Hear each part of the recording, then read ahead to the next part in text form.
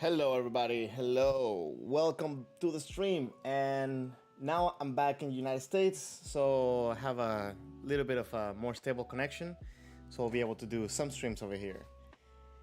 It's been a while since my last stream. My name is Jose. I am a Golden in Kendo, and today I'm here to share some Kendo with you, to talk about Kendo together, learn something together, and hopefully just get better. Anyways, thank you everybody for passing by. If you want to let me know that you're here, you can send me a message. What I'm gonna do is I'm gonna put up the Discord server for anybody that would like to join. And I would like to catch up with you a little bit. How was your Kendo week? How has been your Kendo past month? Because I think that was the last time, about a month and a half was the last time I went live. And yeah, you might notice a couple of different things going on in the channel. I'm trying to organize it a little bit better. Memberships are open for this channel. Conan, thank you very much for passing by. So let me tell you a little bit about what's going on in the channel and some of the things that I have going on for today. First of all, what I wanted to do today, I wanted to go over some of the ippon from the European Kendo Championship. Because I didn't have a good internet connection, I didn't manage to do that before, but I did an edit of all the ippons from the European Championship. So if you want to go see that, it's in my channel. There's a playlist for ippons and tournaments, and you will see it there. It took me a while. It took me longer than I wanted it to take, not only for editing, but also for uploading them. So I hope you guys enjoy it. I hope you guys get some benefits from that. If you're here and you could, please hit the like button. As I said, there's a little bit of changes in the channel. I'm trying to organize it a little bit better. Memberships are available now, so I would like to get your feedback on some of the perks that you would like to get if somebody were to become a member. If you would like to get maybe some special streams. I'm thinking if there's many people joining the stream, maybe I will do like a members only stream, but I want to keep it open for everybody regardless. But maybe do like a practice together, maybe getting together in the Discord server, something like that. Anyways, oh, why did the chat box say that it's disabled on the screen? Hold on, give me a second, guys.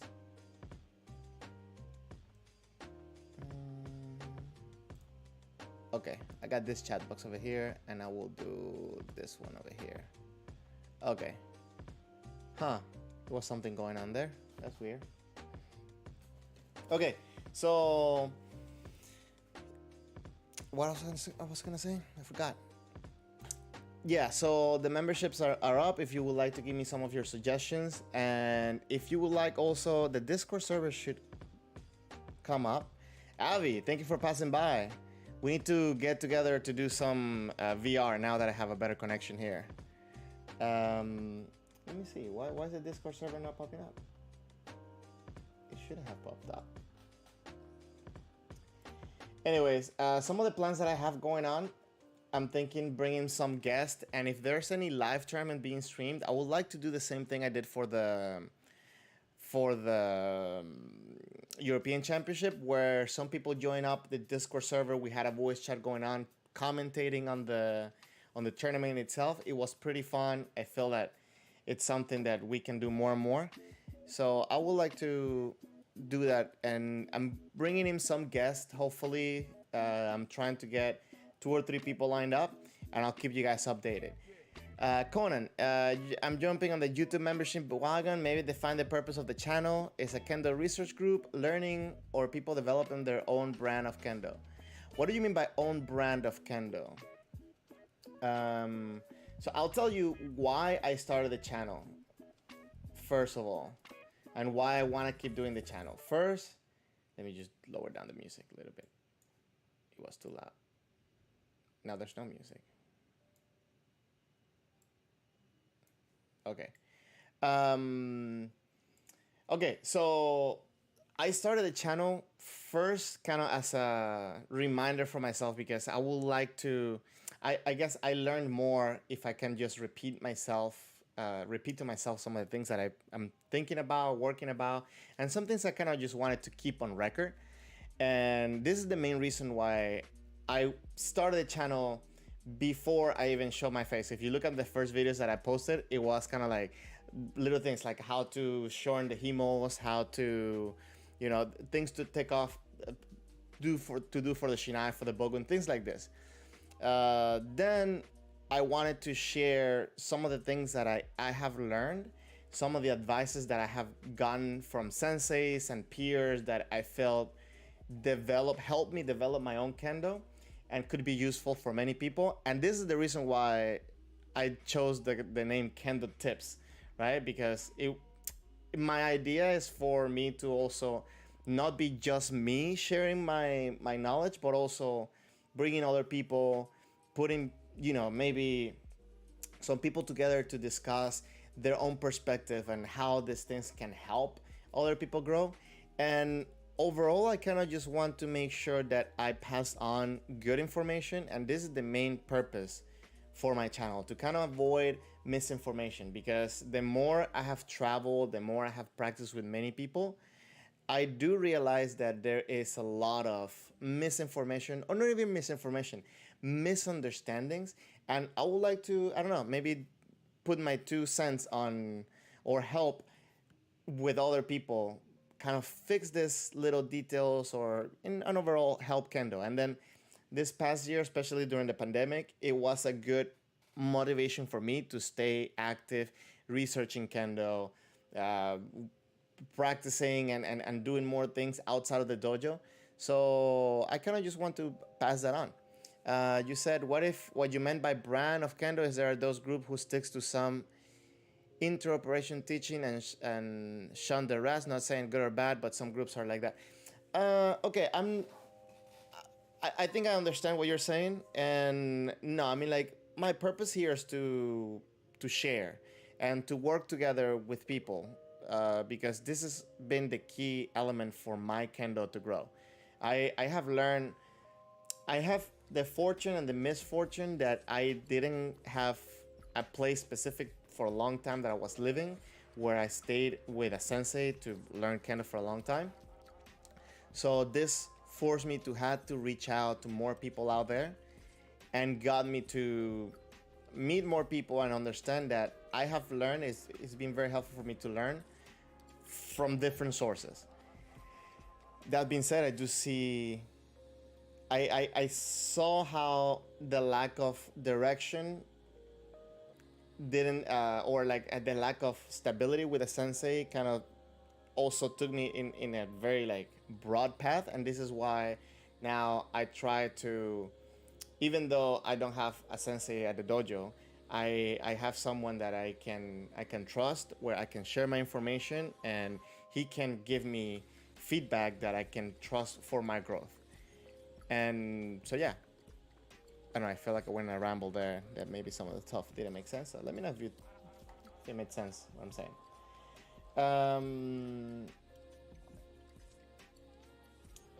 So with the memberships, what I'm saying, I'm still trying to think about how it would be beneficial, but ideally I would like to use the profit to bring more stuff.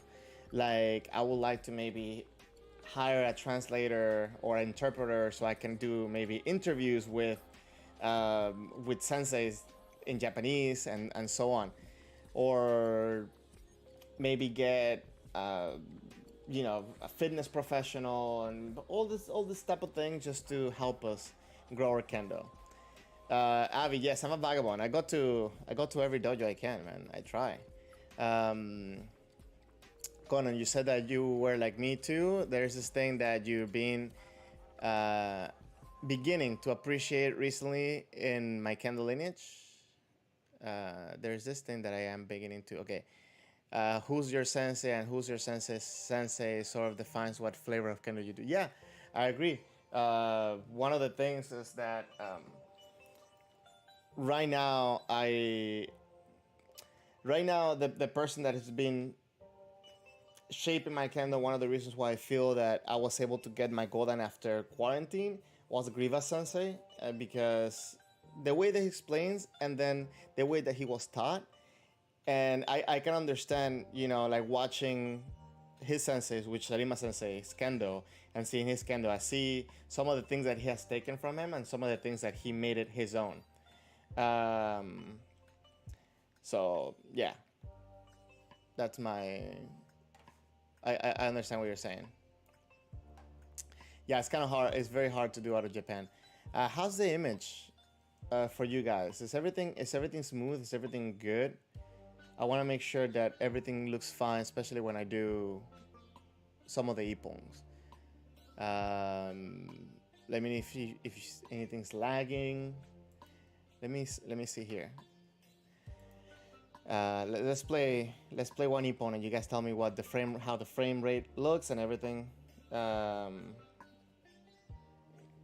everything is. Okay, 1 second.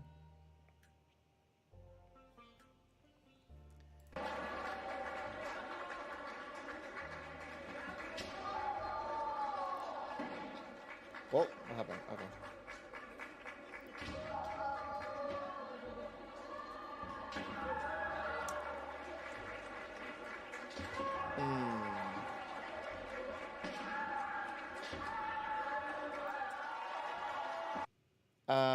Okay, so I'm seeing some of the things. I'm gonna say this. I did this edit and I realized that some of the ippons go very fast. This video ended up being pretty long for all the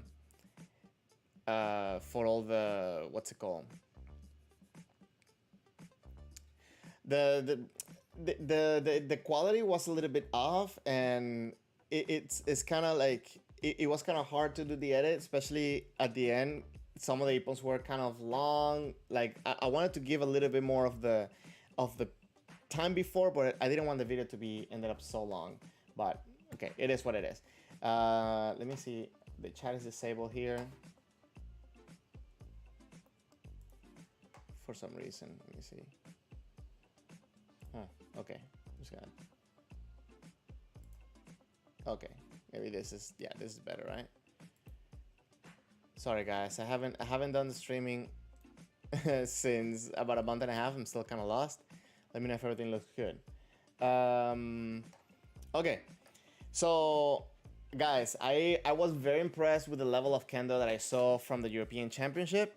I am very happy of the performance, and I do realize that a lot of the times when I'm showing videos and I'm doing these streams, I pretty much show Japanese kendo, but I also want to start broadening up, going for all kendo around the world, because one of my goals is also to promote kendo everywhere. And I know a lot of times people feel that okay, having good kendo is kind of unachievable unless you are in Japan. And I think that in the EKC was shown that it is possible to have good kendo from players that are not from Japan and they don't live in Japan. They train in Europe. And I was very excited to see the level of kendo. I was very excited to see the performance. Now, I know right now with the whole COVID rules, and there's a little bit of a kind of not controversy, but uh, what's the word, discussion on people being afraid that they like it's really hard to set up for Hikiwaza. You know, too many hansokus done. You know, like without reason. I understand that. I think it's an adjustment process. I would like to know, what do you think about the cover rules? Do you think that it made the tournament more or less enjoyable to watch? And what type of kendo do you think is being promoted with these rules? I would like to know your feedback on that. So Connor, you're saying there are senses who pass Hachidan being based in North America and Europe. There are those in Japan but never passed. That's correct. And actually, there's one in Brazil as well, right? I forgot his name. His last name is Japanese, but I think his first name is Latin or Portuguese. I forgot. But I know there is one sensei from Brazil that he passed it. Anyways, you're correct. So I'm gonna try to break down some of the best ippons here. If you guys see one that you would like me to break down or talk about, let me know. But I don't want to just sit down and break all of them. Kirakawa, yeah, something like that. And I think his first name is Ernesto, but don't quote me on that because I could be very wrong. Anyways, okay. So let's start playing some ippons. This is really loud for me. I'm sorry. I think right here. There you go. Okay.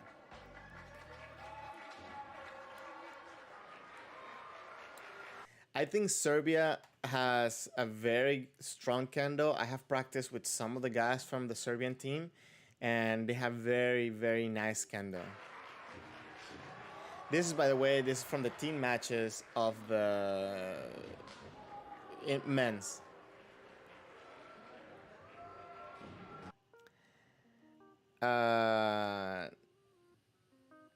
Nicholas, oh, the Brazilian sensei, he lives in Asia, but where? Do you know? And I mean, it will be kind of interesting to know more a little bit about him because there's a couple of things that I would like to find out. You know, like his training, his early on training, and what age he started. I wonder if he was born in Brazil or what's it called? Or in Japan. Oh, he lives in Hong Kong. Oh, cool. I think Jan, I don't know if Jan will be here at this time, but Jan, he lived in Hong Kong for a little bit, so maybe he knows him. I'll be interested to call him. But thank you, Nicholas. Welcome to the stream, by the way.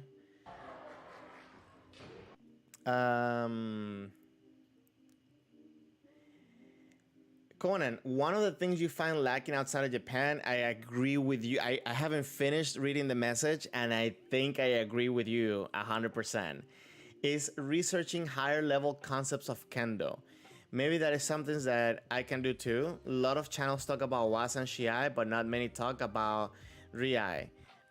Ki no Kendo, the dynamics of one motion strikes, hara, etc.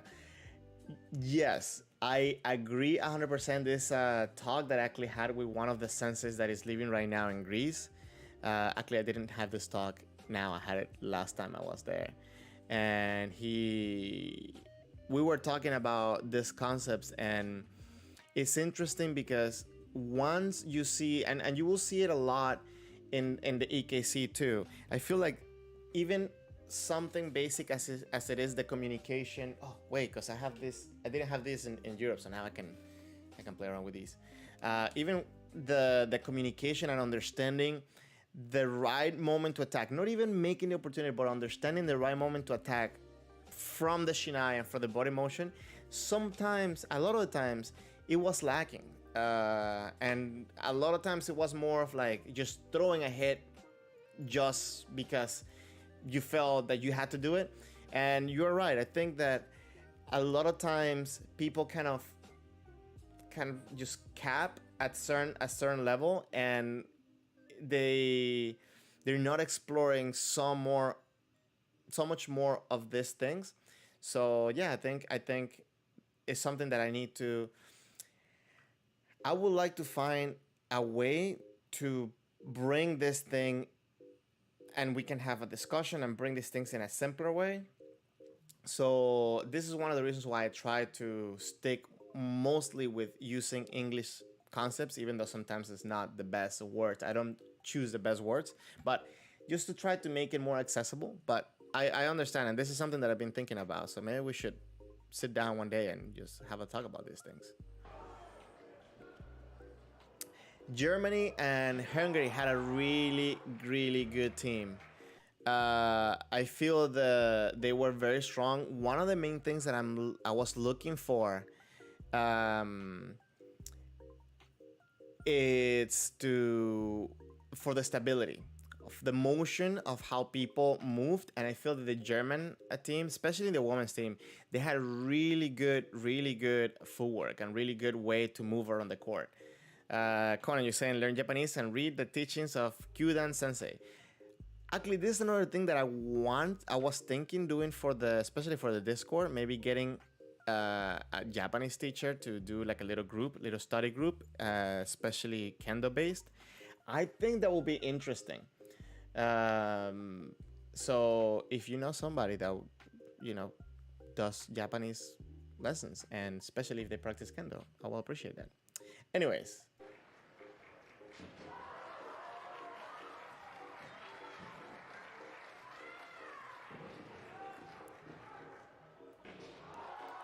oh, okay. I wanna see the timer real quick of this man.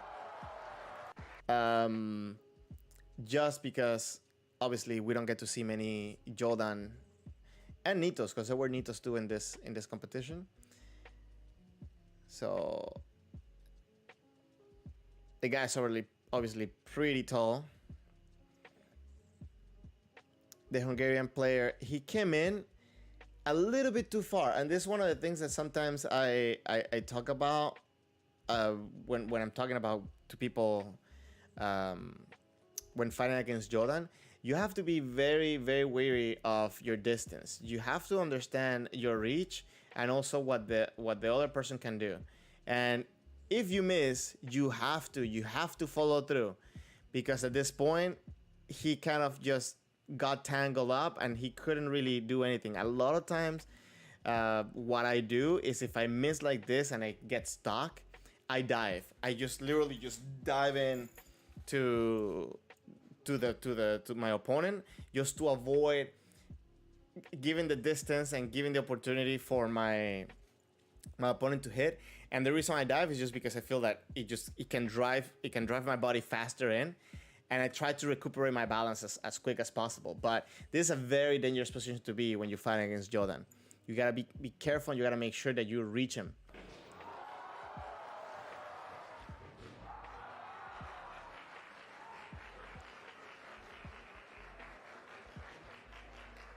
Oh, this one he got caught by surprise. Okay, hold on. So this one. So in here, let's see.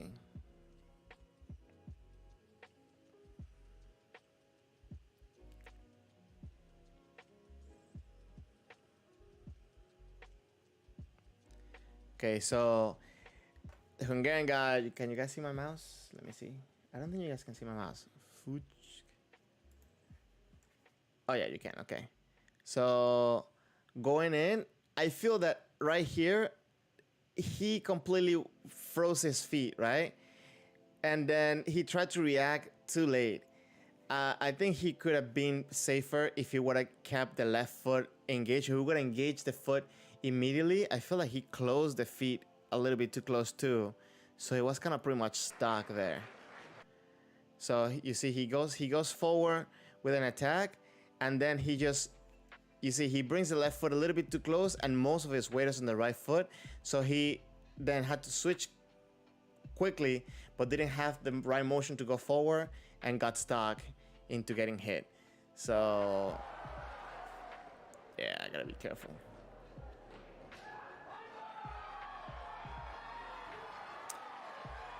Hmm.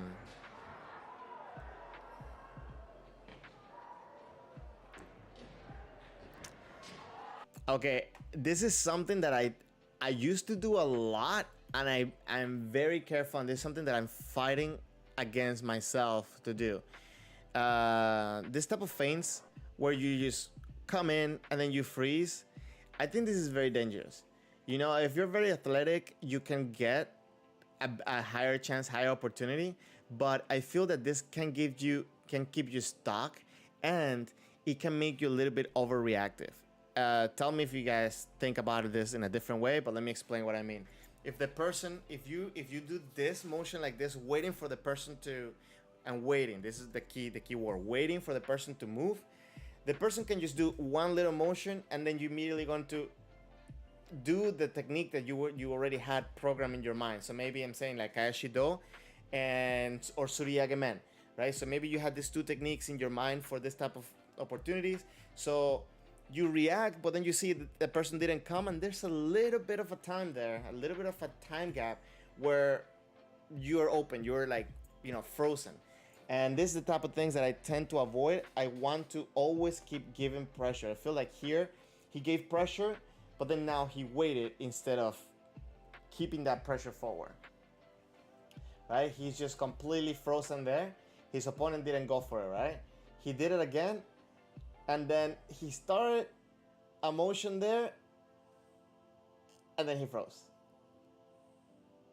Right? Like the hesitation kind of like held him back to actually act. Maybe I'm overthinking this. I don't know what you guys think.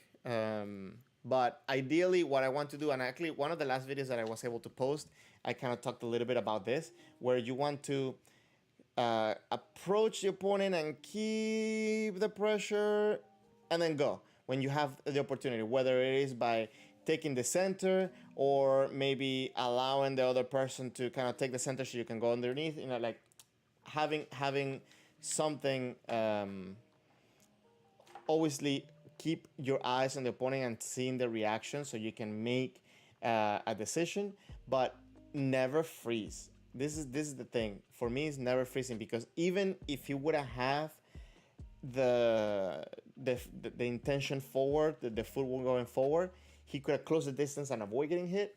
But being frozen is kind of like really, really bad place to be, especially when the other person is moving, because then you're behind and there's very little things you can do.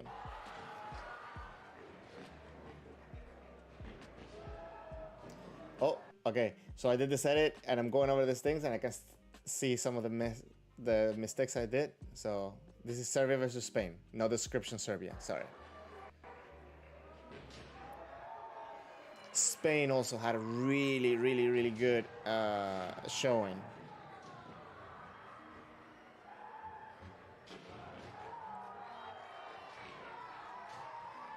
Oh, whoa, whoa, whoa, whoa, whoa, whoa, whoa. Let me see this. Let me see this kote real quick. Sorry, sneaky, right? Nice. So this is a very difficult call for chimpanzees, I think. Let's see.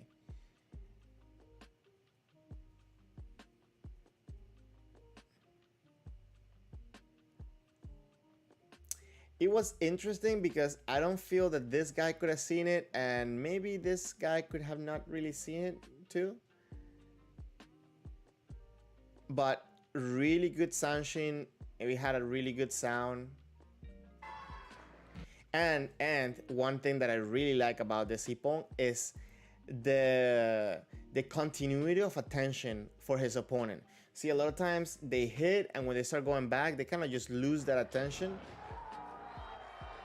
But here he's holding for that opportunity and takes the opportunity when he can.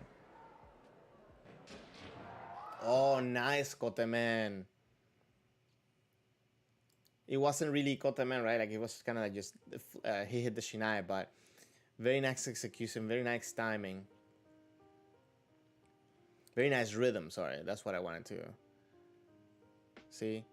Came in here, and for the man. This is another thing that I talked about as well. So when you're in a blocking mood, there's a little bit of relaxation after the block especially when you felt that the block wasn't necessary. And here maybe the person felt, okay, I can counter, I can go forward because he just missed the technique. But obviously the other person had the continuity and managed to do the kotemen.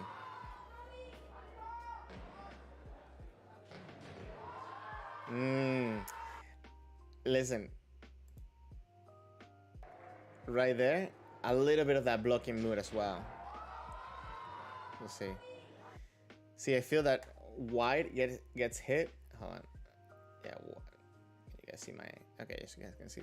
White gets hit because immediately he's already thinking going back, right? Okay. Puts pressure forward, but immediately he's already in such a defensive mode. And because he covered, and that moment of relaxation after the cover is what's got him hit, he was frozen in time. Oh.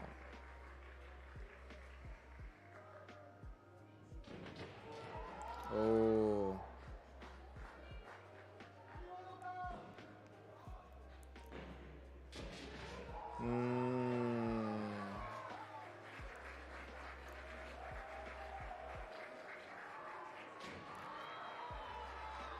Nice, man. Okay.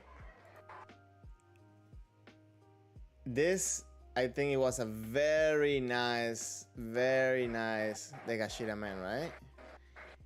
He puts the pressure forward. He puts the pressure forward and attacks at the moment where the opponent had the intention to go forward. Very nice, very nice. I would have liked, I feel like his kama is a little bit too high, but it works, you know?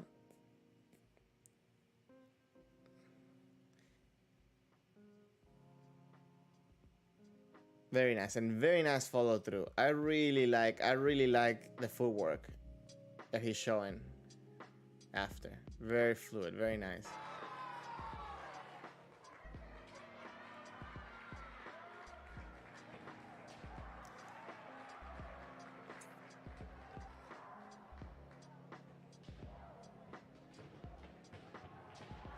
Ooh.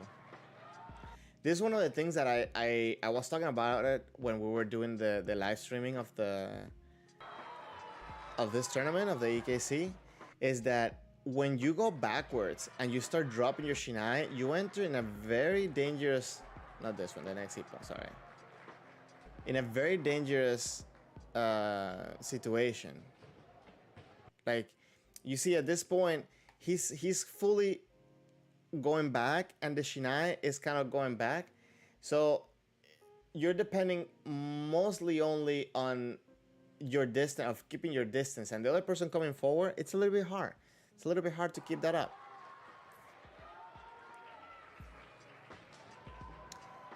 Oh, hold on.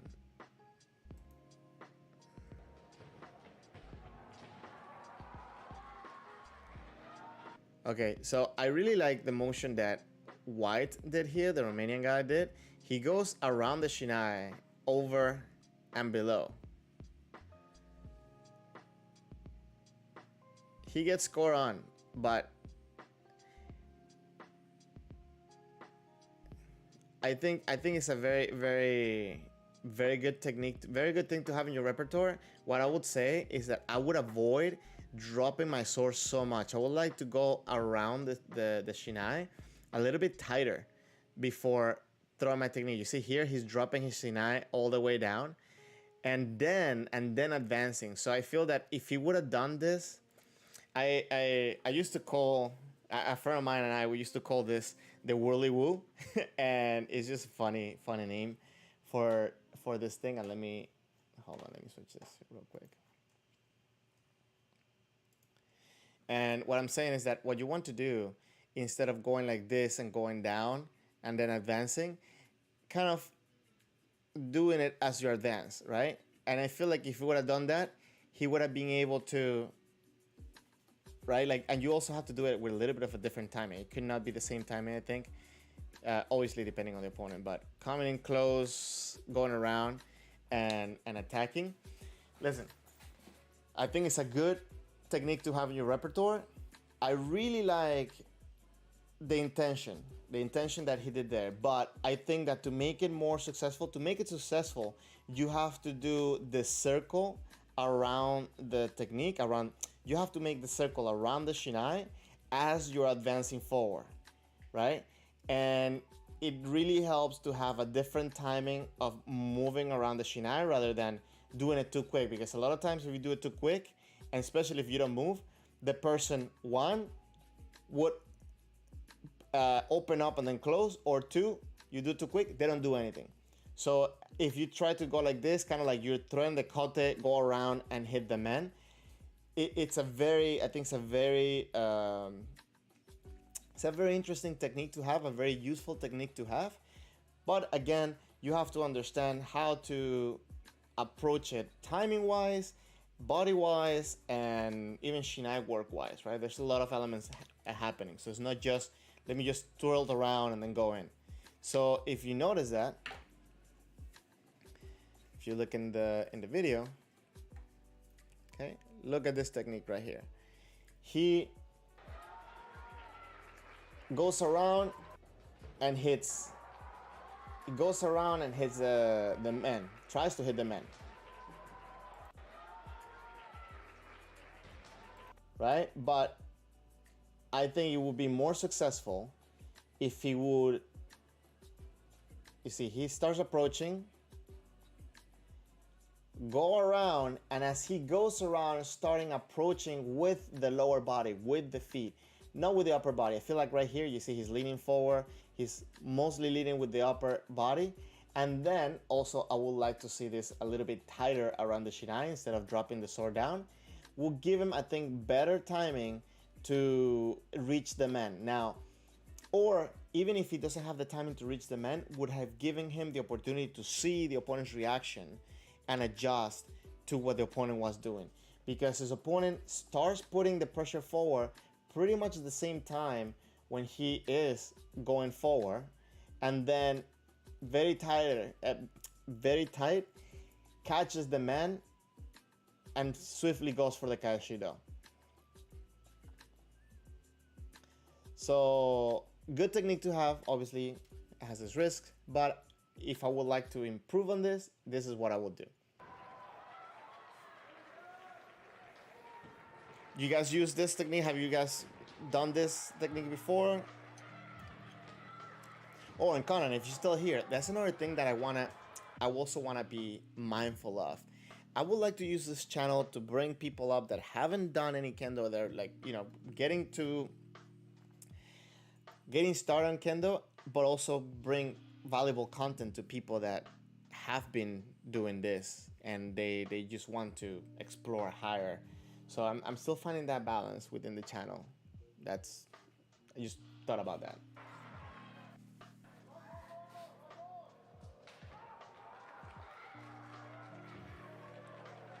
Guys, if you're here, you haven't, please hit the like button. Hopefully get this video pushed out to more people out there. I appreciate that.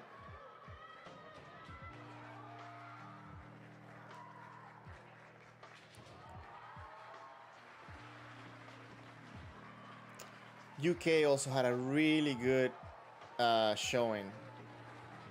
Oof.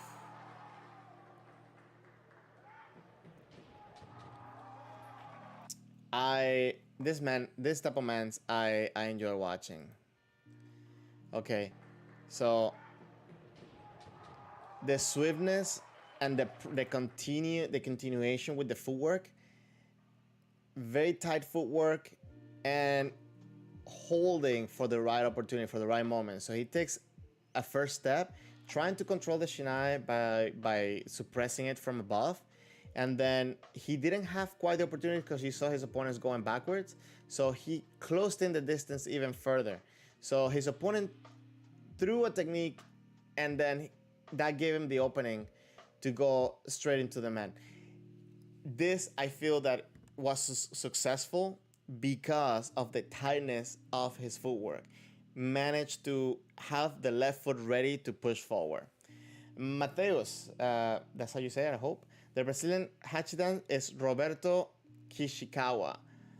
Awesome. Yeah, I knew he had a Latin name, so that's awesome. Thank you very much for sharing that. Do you know if he was born in Brazil or was born in Japan? Then became a Brazilian citizen through family and so on. We're just wondering to see um, where he got his training, his upbringing for training. I know Brazilian Kendo is very good, and historically because you guys had a lot of Japanese immigration, right? So I'm guessing that you're from Brazil since you're saying very famous here. So let me know. Okay.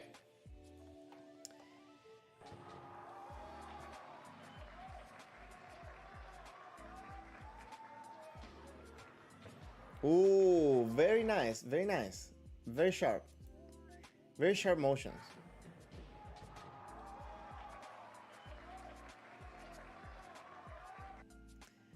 Okay, so I wanted to see that kote one more time. Look at the pressure. Look, and this is one of the things I saw very little through the tournament, and this is what I would like to see more.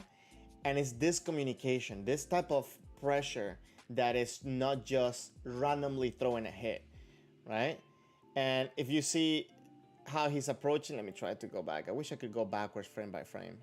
If anybody knows, maybe if I press Q? No, okay. I'm using VLC. If anybody knows how to go backwards frame by frame, that would be awesome. Okay, so you see he's approaching, he's closing the distance. Now, mind you, you see they're not touching swords yet, but he's not blindly coming in, right? He is keeping the pressure. You see, taking one step and resetting the left foot. Here, he puts the pressure with the right foot, but the left foot is anchored, ready to shoot. Ready to shoot. And he gave a little bit more pressure with the body. He kind of held back. He gave the pressure again. And, oh, was that a man or a kote? Because of the angle, it kind of looked, it looked, where he had the hands, it looked, I guess, yeah, it looked like it was a man. But very interesting, right? Like he is causing the person to attack, made him even believe that he was going for the man, and he got his ippon.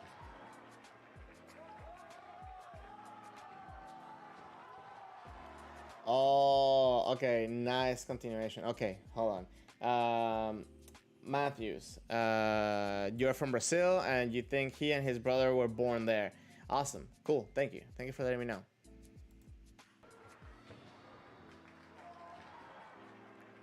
Okay. Okay, let me know, guys. Okay, I feel like they raise the flag. Let's see. So right now he's going backwards and he hit the man from behind. I don't think he's kind of maybe he's on the side. Let's see. Okay. Let's see if they raise the flag for this one. Okay, no, they raised the flag for the second one. You see, like this guy started raising the flag a little bit before. I don't know what you guys think. I think that this second one's definitely an ippon. Yeah, this second one's definitely an ippon. The first one I was a little bit suspicious. I don't have to say anything about France. You guys know how France did. And they always done.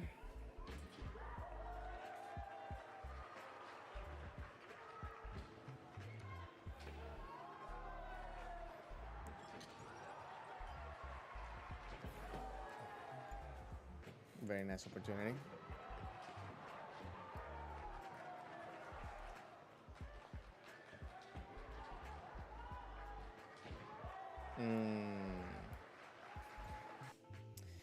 Let me see that kote real quick. Hold on a second.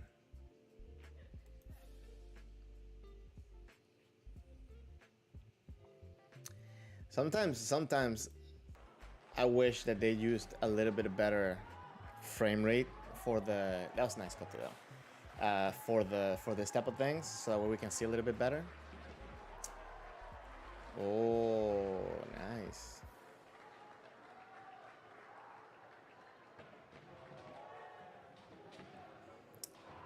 Okay, this is the result of not having really good engagement on the left leg, I believe. Again, I could be wrong, but he hits in place, right?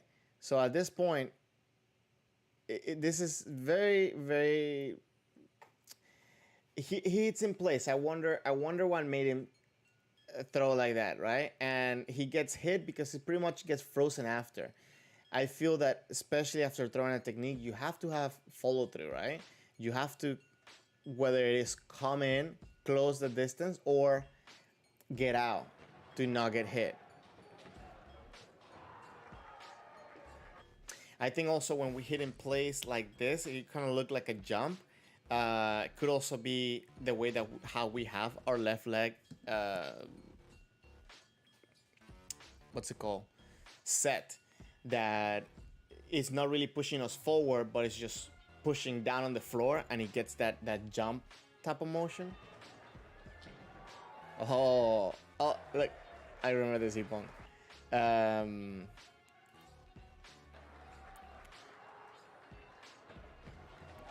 Very nice and compact. Okay, so this guy is Jordan as a Jordan player. I feel that he goes into Jordan a little bit too close from his opponent, and I don't think that's really the problem. The problem is that he went into Jordan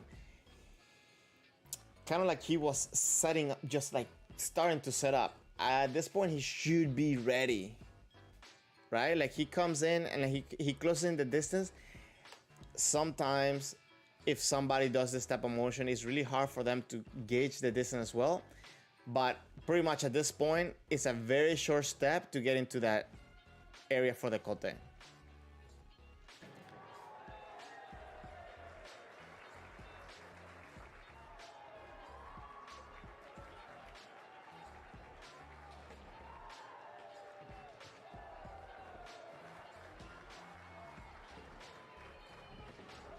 Very nice, very nice.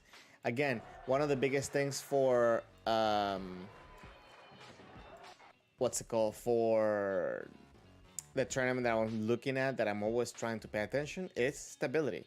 And I feel like Nakabayashi is really good at the way he moves and the way that he follows through, and then he comes in as well, is very, very interesting. Very compact. A lot of power gets transferred into the sword as he does this. It's really good.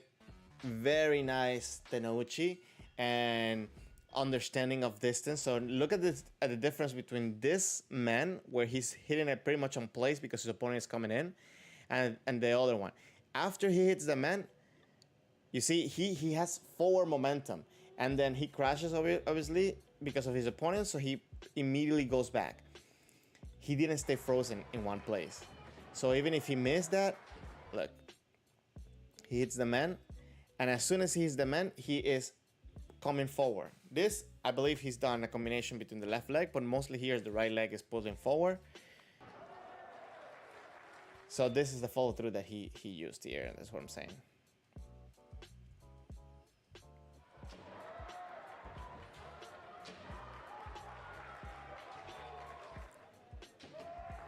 Turkey had a couple players, I believe 2 players that were really good as well. I think the Taisho was really good, if I'm not mistaken.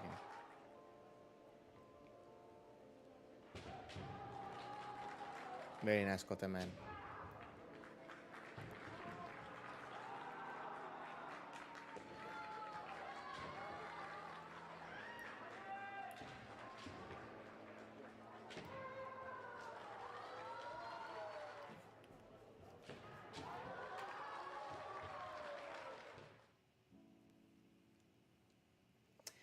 So when I downloaded the streams, sometimes there weren't any there wasn't any audio, so excuse if, you know, there's no audio in some of these.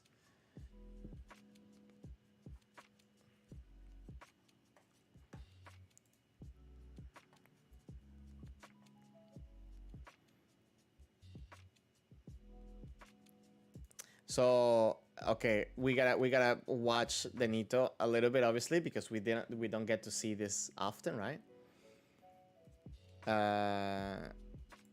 Hold on.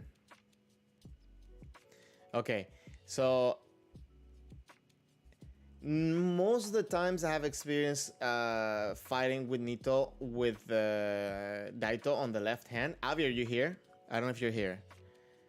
But so there's a couple of different openings. I feel like when it's like this, obviously, the right kote here is going to be, I feel like for me, much easier to score on than the left kote, and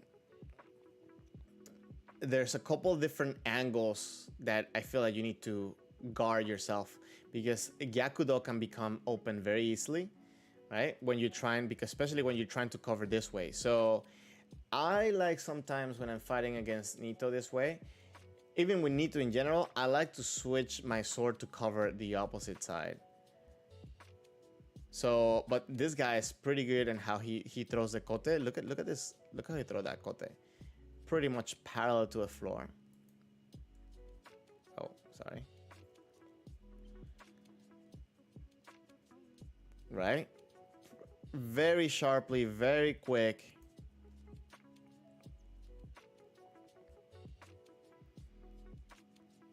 And he pretty much anticipated him bracing the hands, keeping the hands up. And I really don't like to cover like this against Jordan or Nito in general, because I don't feel it gives me anything to do against my opponent. It's just going to be, at the very best, a block. But then that's it. There's nothing I can do to go forward. So I try to keep my tip, instead of sideways, I try to keep it forward. And especially against Jordan, I like to avoid being up here, because the morote kote for the Jordan, or kote in general for Nito, could be very easy. Like this again is really interesting how the sword can come in and hit on this angle. So I like to not give that opening, and always try to keep the tip of my sword more towards my opponent than outside. But I think this is good advice in general for Nito, Ito, or whatever, because you want to keep the intention towards the opponent rather than back.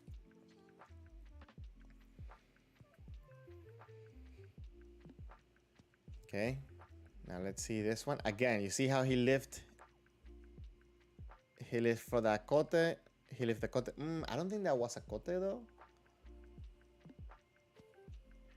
You guys think that was an ippon right there? Let's see.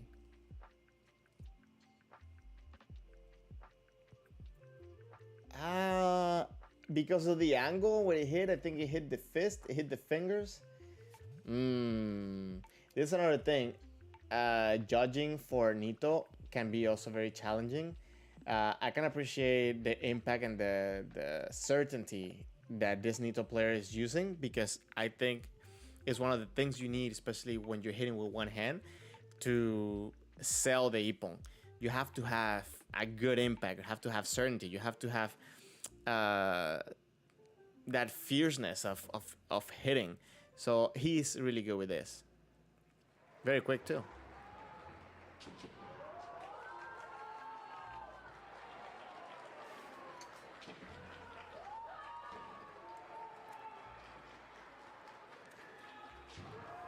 Ooh.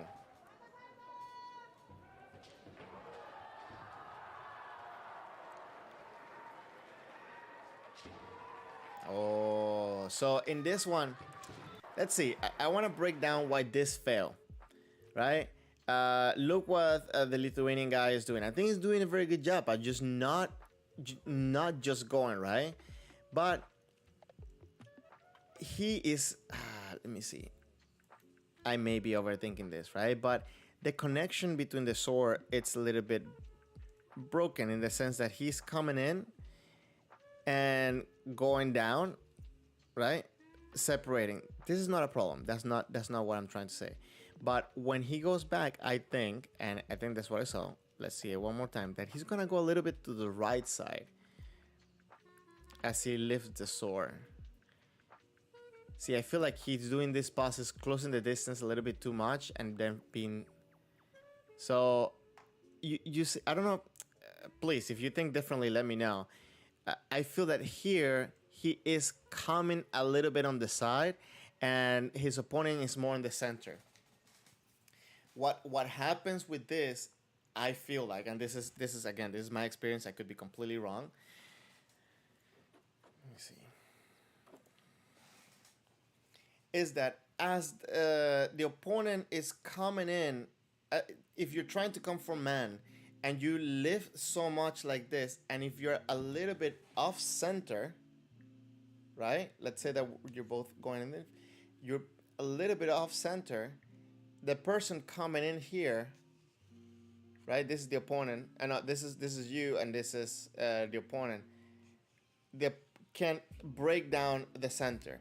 But instead of lifting up, if you manage to come straight in, right, and be not so high, but just being more compact and in the center, you can get the hit before this person managed to get your sword out.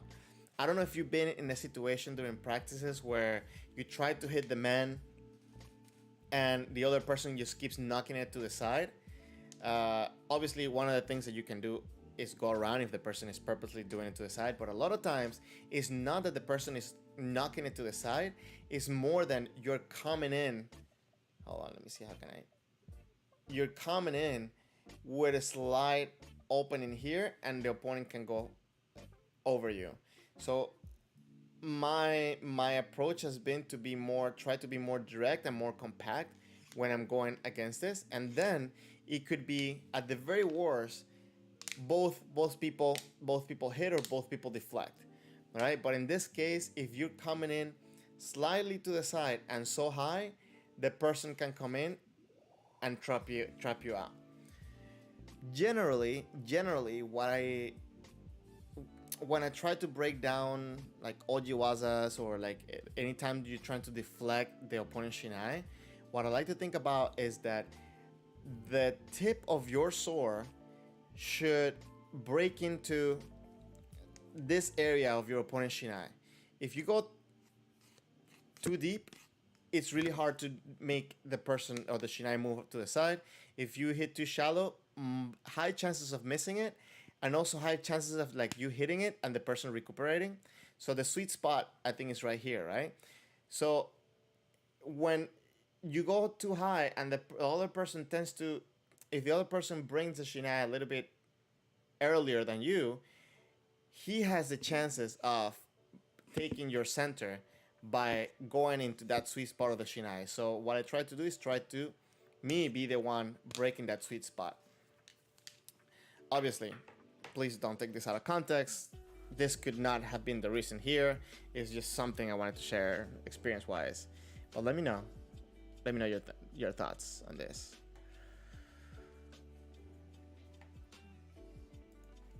Okay. So, oh, wait, I wanted to do this frame by frame. So if you see here,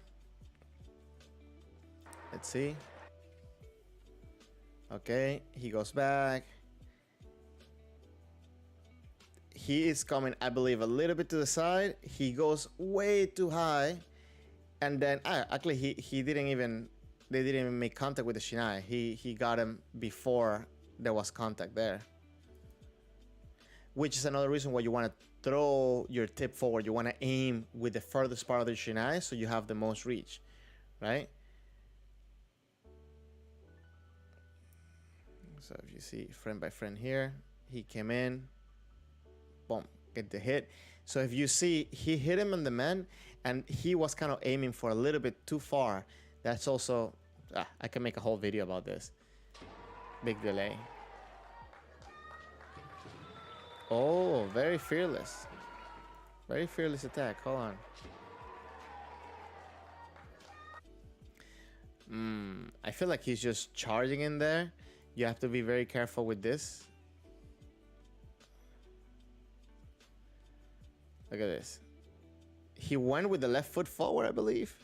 And then the right foot, he stopped for a second and then bam.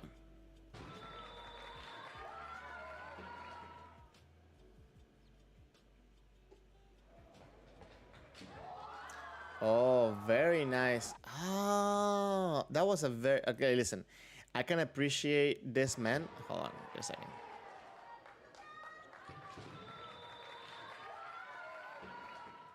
Okay.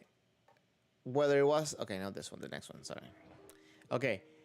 Whether it was a successful man or not, I can really appreciate the execution of this man. Okay. In one reason, okay, he had a really good timing of impact, and after, had a really nice follow through. I feel that he hit the mengane because the opponent was reaching the head back. Look, you see. So in this, I would have given that man. I would have given this man. But then his opponent kind of caught him with a Katsugi man right there.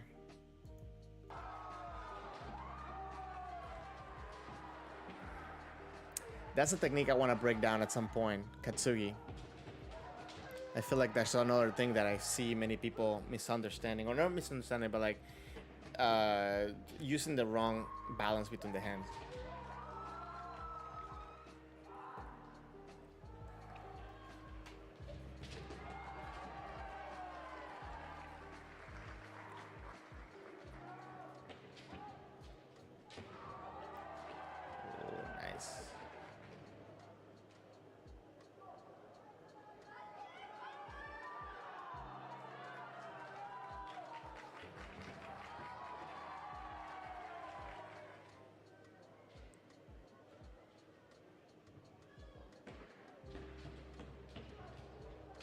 Oh, nice kote.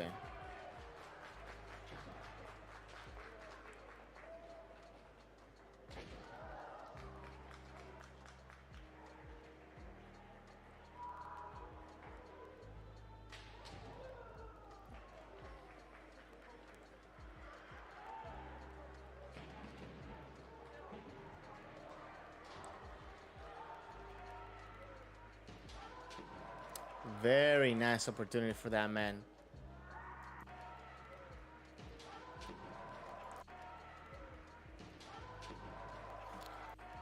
Okay, so this is something you can use to break down a little bit of pressure.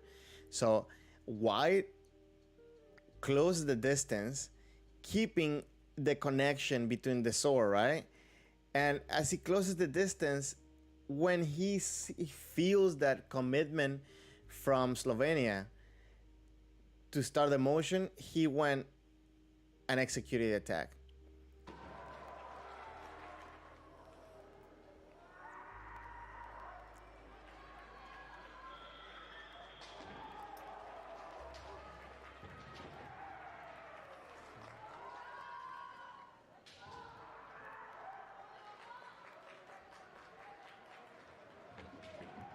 Oh.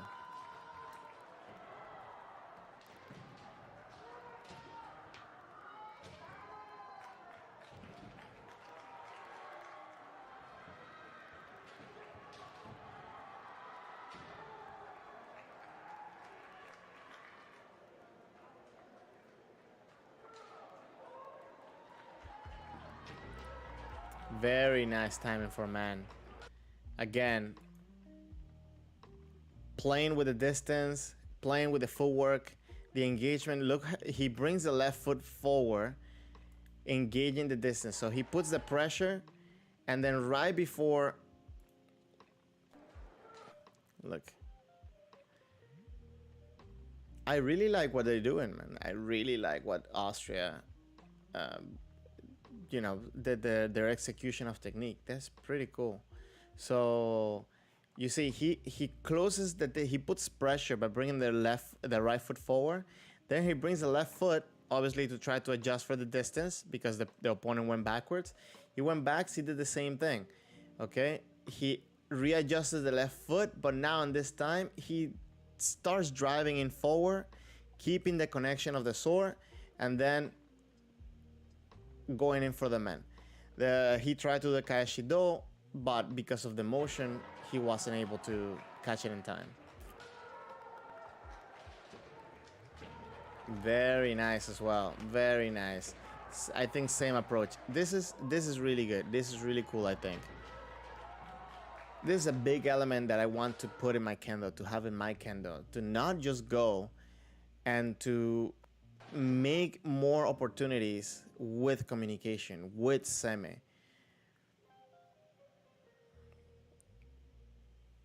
So, very nice, very nice.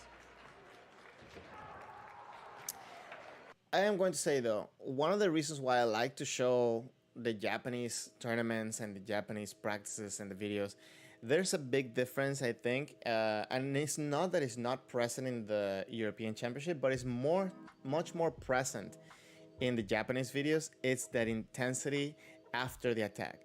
I feel that, and again, it's not that the Japanese do it all the time as well. No. We all have our mistakes, but I'm thinking that a big difference in the performance is that tenacity will be maybe, or that intention after the attack that allows them to be ready for another technique if the opportunity comes.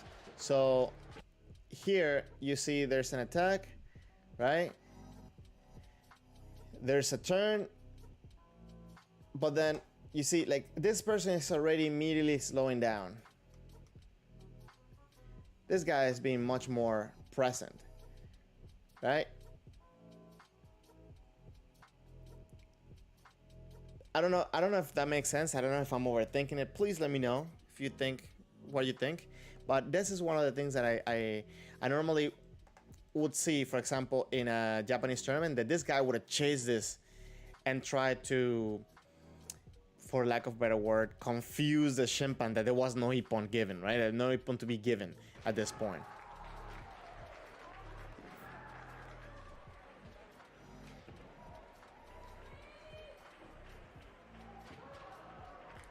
Very sharp, man. This is another thing that I feel that we should all try to achieve more, to practice more, is to have compact men. So you see, he did the man where he didn't go too high, and the next man, look at it.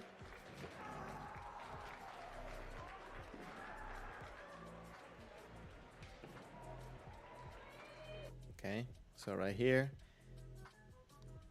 see, put in the pressure, re-engaging the left foot, putting pressure forward, committing to the man, and you see, he brought up the sword up to make a good impact, to make a good cut, but didn't bring it back. First of all, was very compact with intention forward, very sharp, very good impact, because of Tanuchi, of course.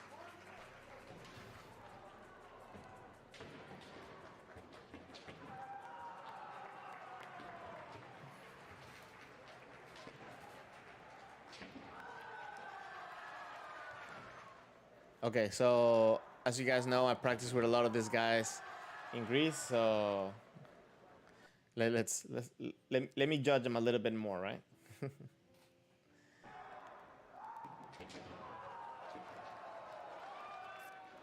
So let's see. Okay, hold on. The first man. Let's watch this first man.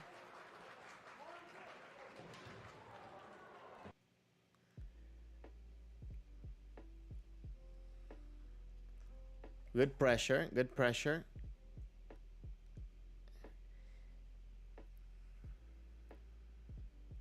Nice continuity for the block and the hit. Very nice, very nice.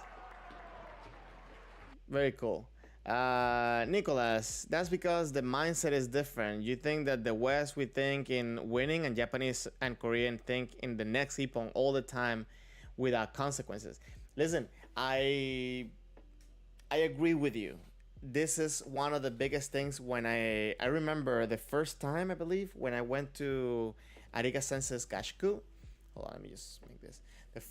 I think the first time when I went to Ariga Sensei's Gashiku, the the junior team for the federation was training to go to junior nationals, and I clearly remember during the shiai practices they were having for the kids, the coach was right there, and even if they were about to get hit or getting hit or like after a technique, he would be screaming at the kids like another one, hit again, or like if it was like a man and the other person was going back, the other kid was going back, it was like again, and this kind of opened my eyes a while back of thinking about, or to start thinking, always the next ippon, always the next ippon. So I was very sad to see a lot of the times when people would get hit at the European because they did a technique, or maybe they think that the other person hit him, and then just looking around for the judges like, no, I think you should be onto the fight. And I don't. I normally tend to try to avoid listening to either a whistle outside of the court, maybe at the yame. I try to see maybe the head shimpan if he is behind my opponent, but always engaging on my opponent and trying to find another opportunity to hit again, because these little distractions, the opponent can hit you, but not only the opponent can hit you, your mental state starts going down if you think about it this way, right? A lot of times people think, oh, I missed my technique, or no, even worse, I hit my technique but the shimpan didn't give it.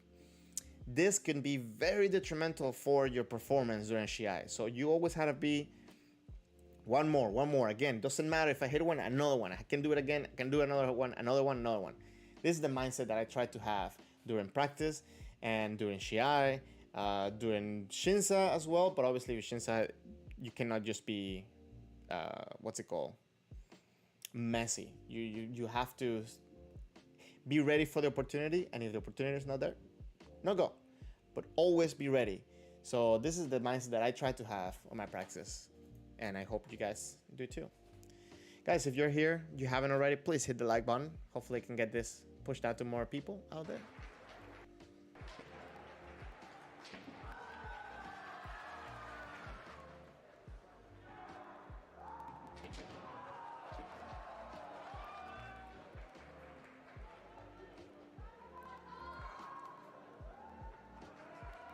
Okay, this is one of the people that I practice with the most. When I was in Greece, I enjoy his practices very much because when we do practices, he is very, very engaged on the fight, right? So I really enjoy practicing with him.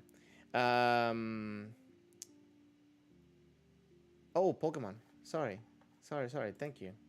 You were watching me, now you're watching me and the European Championship. You know, I haven't streamed for a month, man. Thank you. Thank you for the reminder. And welcome to the stream.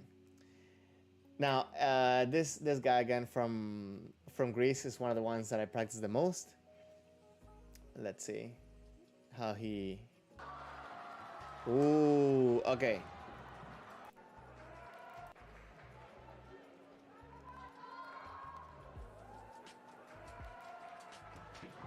So this was very fluid from the Belgian guy.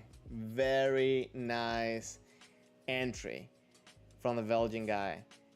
See, he's a lot of times being chill and then changing the timing catches somebody by surprise. So coming in here, being chill, he does a small step. You'll see. Hold on. Still keeping the contact there. Okay. One step, actually not very small, but listen, his assessment of distance, it's on point.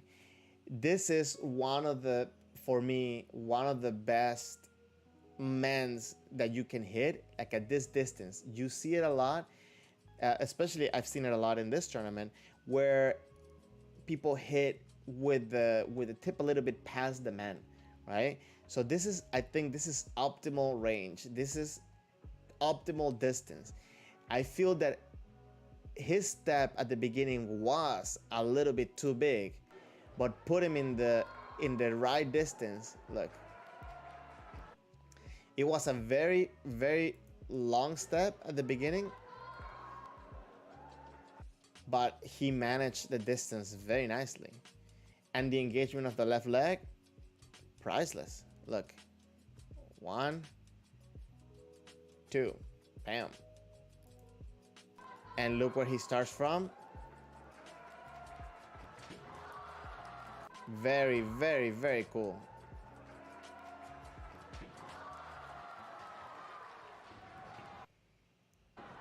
Okay, second ippon. Oh, the same way? Hold on.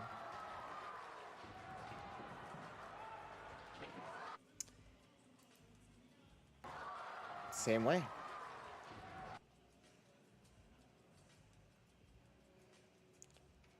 Check it out. He comes in, closing the distance, and then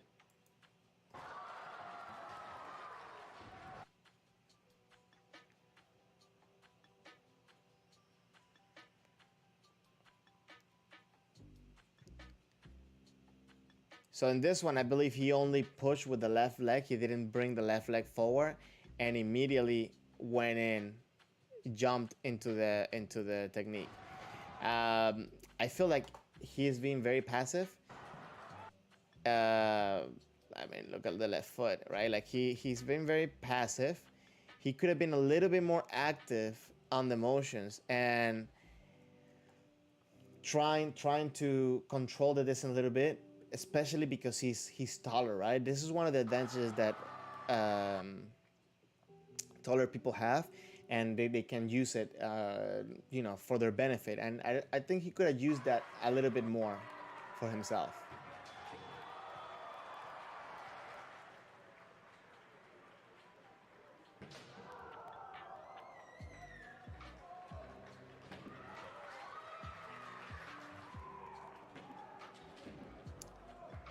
I also got to practice with Fitzgerald. He's very cool. He has a very nice kendo, and he's one of the people that I enjoy my practices the most with as well. And I wish he could have. I think maybe his mindset was a little bit too overwhelmed, because I know normally this is not the kendo that he has. So I kind of wish he would have had that. Maybe he wasn't having the best day or something. Like we don't have always good days in kendo. But I am, I was hoping that he would have a better showing. So yeah, I got to practice with him, and I remember like the first day when I was in Greece. Not the first day, but the first week, they were having the national team practices, and I was allowed to practice, and I practiced with him there, and we had really good communication, really good practice. And yeah, I was hoping that he would have been a little bit more free during his Keiko here. Pokemon, you said, might have become more careful, and due to the lost point and the teach and the reach the opponent had. So you meaning about the previous fighter? That's one of the things that I'm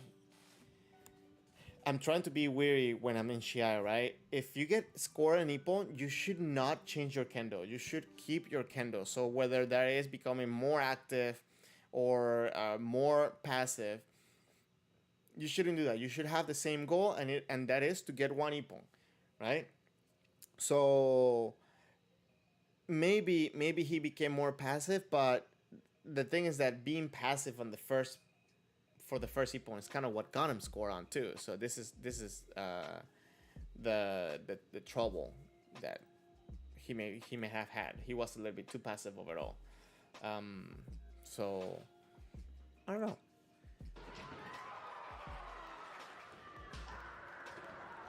Now, Litras, I also got to practice with Litras. I love him. I think he's great. I am very happy of the performance he had. I'm hoping that I can do maybe a call with him and we can do a live stream and you guys can ask questions of his experience through the European Championship. And I think that, especially in the individuals, he could have gone further. But I feel that what held him back, it wasn't his kendo, but it was more of his mindset.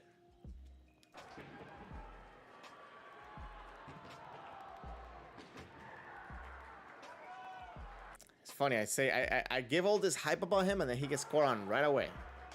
Oh, no, he scored. Sorry, my bad. Sorry, he scored. He got the man there? Wait. I feel like the white was the one that got the man, no? Well, didn't get.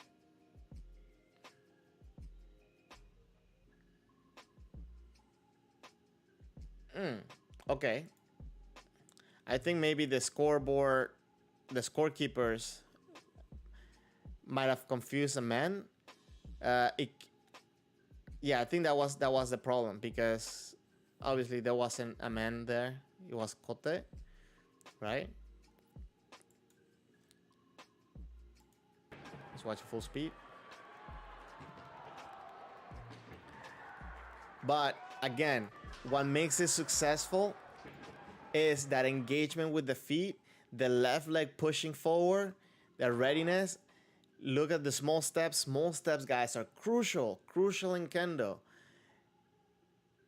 Small steps. Now, this is something that I saw from another fighter, from one of the Greek fighters in another of the fights. I don't think it's in this fight. This thing is in the first round of the tournament.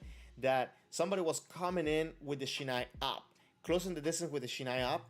I like how, you know, he had it up because of the intention that he had, but then immediately when that didn't work out for him, he brought the shiai back to center. You see, he's bringing the shiai back to center.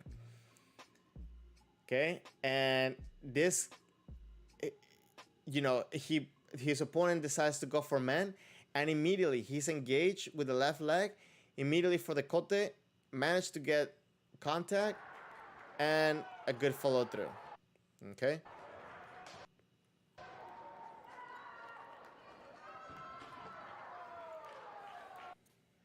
Interesting approach.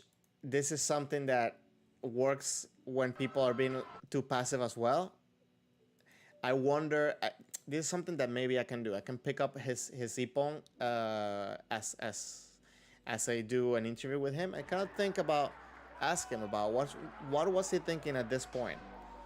Was it that he decided to make this movement because he kind of seen how his opponent was reacting and he knew he was being passive? Let me see. See, because he decides to come in close. This could be very dangerous for somebody that's going forward and engage forward. Right now his opponent is going backwards, which is perfect for this opportunity. And he goes in for the Katsugi Kote. Very interesting.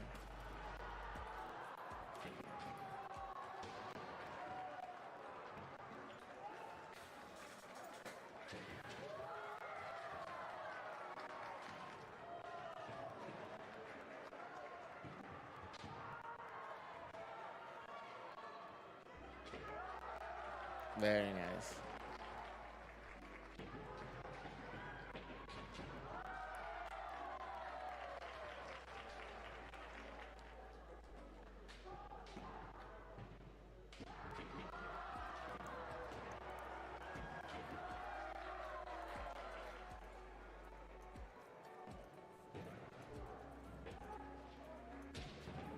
Oh, very nice Koteman. Very nice Koteman. Again, Austria had a very nice performance of this European Championship. His opponent starts putting pressure in. He does too. The distance is very close. This is very dangerous.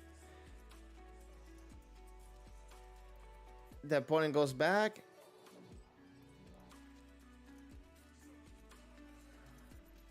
Very nice, very nice. The first technique kind of served as a moment for his opponent to open up, and then he followed through with the man. Very cool.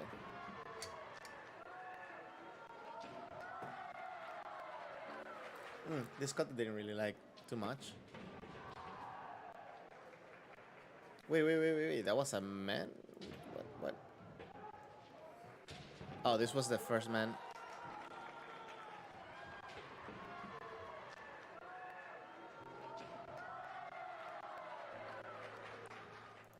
Wait.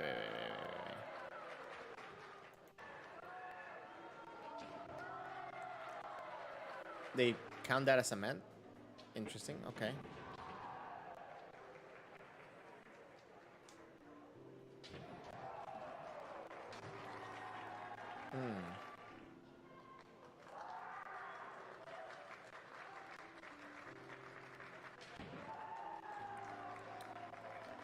Very nice breaking the tension right here. You see, he didn't just went in. He didn't just go in. He just started putting the pressure with the right leg, and but continuously. And this is what I was talking about, making the pressure continuous until the moment of strike. And look what happens. Hold on. Once he's here, right? He sets himself. Now he starts putting pressure forward with the right leg. Right? Keeps the pressure going, brings it a little bit further, not really bringing the right foot down. He's not really laying his weight down on the right foot. He's still pushing forward and keeping the momentum forward with the left leg, and in one motion goes from seme to strike. That makes sense? So he's doing seme and tame kind of at the same time, but as he's doing the seme and tame, the tame is with motion. He's bringing in the pressure with the foot, but he hasn't really committed until the moment that he sees the opening and goes for the man.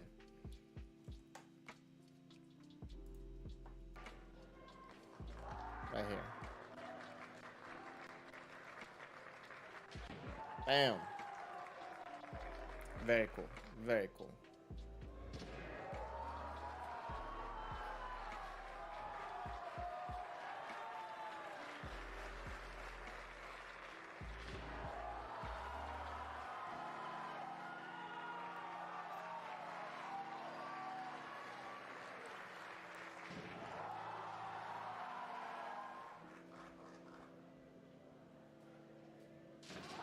Oh, very cool. Very nice.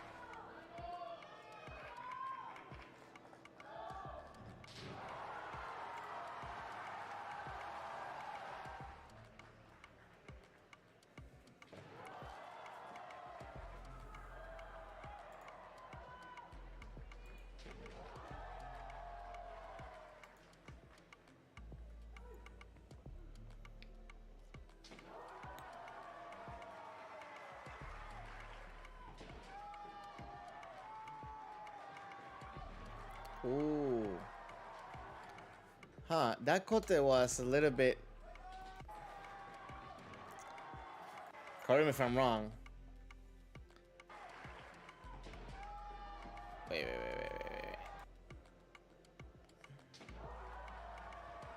I don't think it was this one. I think it was.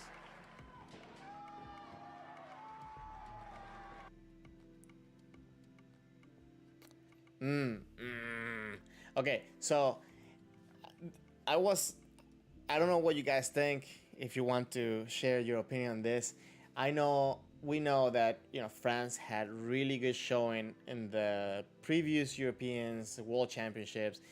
In this European, they had a really good performance.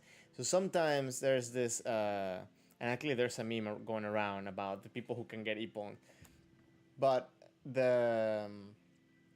sometimes I feel that players that go against these teams or teams like this, they are going against something that in psychology is called the halo effect. That is the chimpanzees already have an impression, a positive impression, or positive bias towards the player.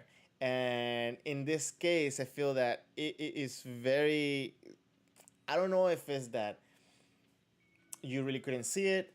It looked like it hit the fist of the left hand. So it's very interesting to see how this ippon is awarded, because I feel like it's very off. If you watch in real time. Now it could be maybe too that we have a different angle and we can see a little bit better. We have a little bit of further view, which makes it easier for us to not be overwhelmed with things. But I feel like this could be it's very interesting that this got awarded as an ippon.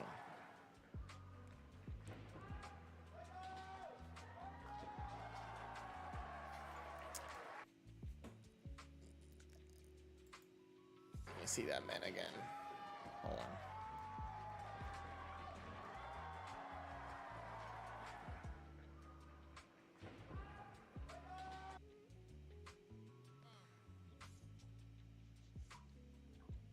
Okay, so this is what I was talking about earlier, about that coming in with the coming with going over, under, and into the man. So it's cool that now we're gonna see this technique that actually got the ippon.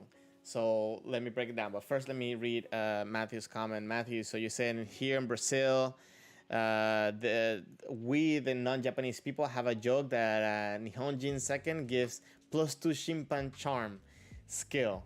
Yeah, and listen, I've seen it everywhere. I've seen it even in Japan. I remember I went to a tournament and Ega Sensei was competing, and there was one man that we got video from two different angles, and we know it didn't hit, but the chimpanzees didn't hesitate on getting the man. One championship, one All Japan championship, the last final man.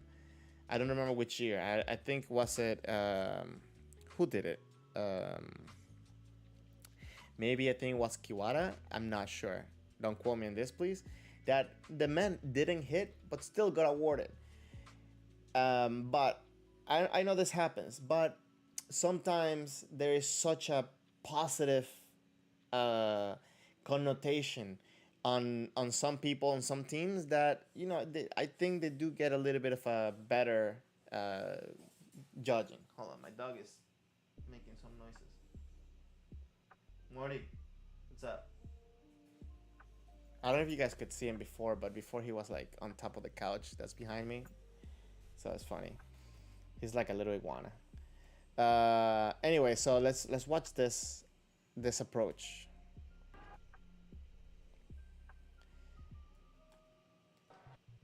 So if you see, he goes over and under, putting the body motion forward. Now he's going here with the lower body, not with the upper body.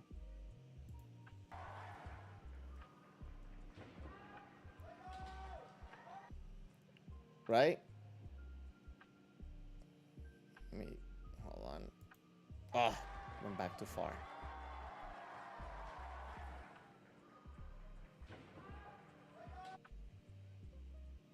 Okay, so he starts closing the distance, and as he closes the distance, he starts going over, under. Look at the angle of the shiai, pointing towards the opponent, not the floor, and closing in the distance to going directly for the man and hitting the man before a reaction. So I think that this type of motion gets a little bit of a better reaction from the opponent. Now, not only that, look at the timing on how he does it, right?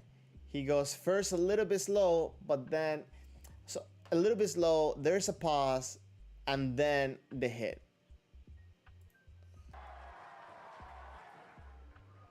Hold on.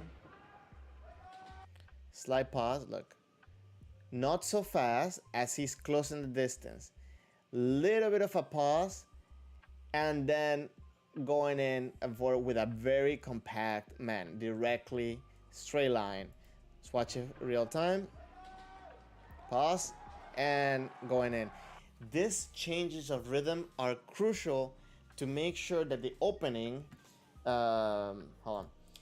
These changes of rhythm are crucial to make sure that the opening is there, to make sure that the opponent opens, but you have to have this process with a feeling of continuation towards the opponent. If you pause by completely settling down, it's going to take longer for you to re-engage your body and go forward. There has to be a sense of continuation between the moment where you put in the pressure and you execute the technique.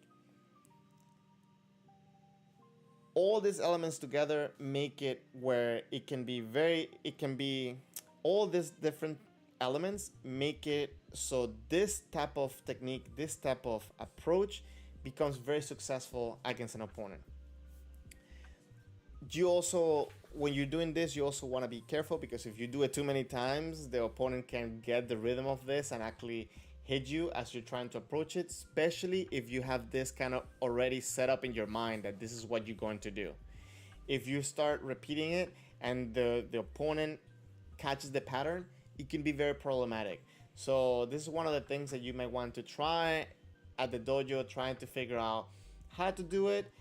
And then if you're going to use it as shiai, do it at a moment where you feel comfortable with your footwork, with your approach, and you start guessing that the opponent is maybe in a defensive mood. That way you have higher chances of this being a score. Hope that makes sense.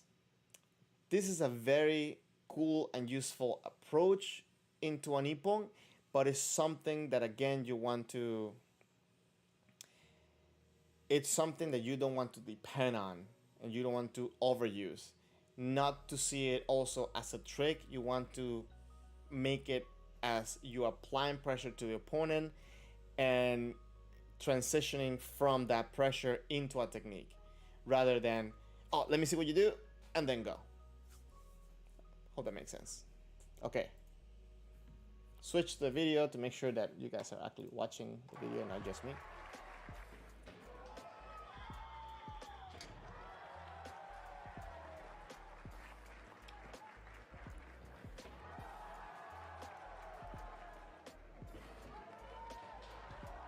Oh, very nice, man.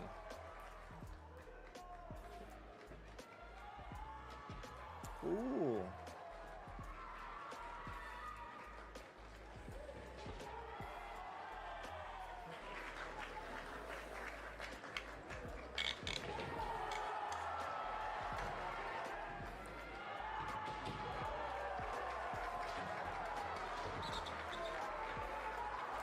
Oh, let's see how that score against Benito. Ah, okay. So Hikiwasa, it's one of the ways, or one of the easiest ways to get an ippon against Nito, especially if you set it up right. So here he continues into the Hikimen, right? He didn't make a pause. Really great setup, because he used the momentum that he was having and maybe a little bit of the relaxation that the Finnish guy had at the moment of the taitari.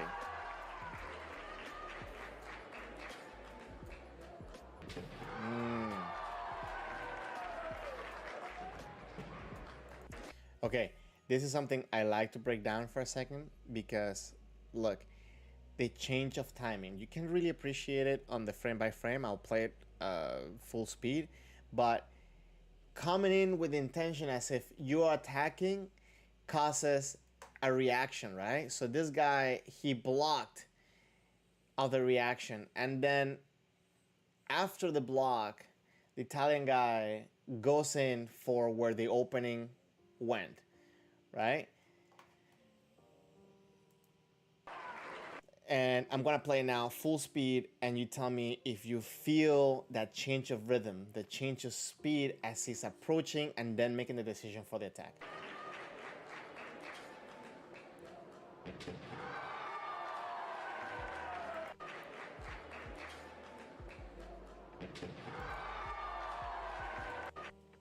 I don't know if you feel it, that there is a little bit of a moment or a little bit of change of rhythm between the time where he goes back and then he goes forward. It's not one rhythm, but it's kind of like, I'm overly exaggerating so you get a better feeling, but hopefully you can catch it.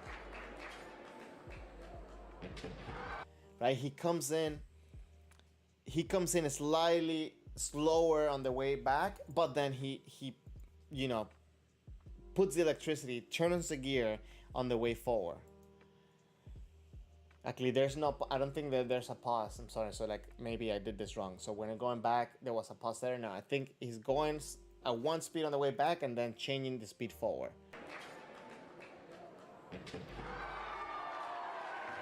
And it is enough for him to gauge where the opponent is going to be, where the opening is going to be.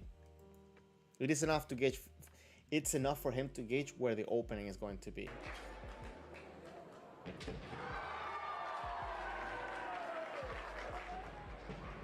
don't know. What do you think? Oh, it seems like that's one of his good. Okay, in this one, it's more fluid. It's one rhythm, right? Even though it was an ippon, but I'm saying it's one rhythm in there.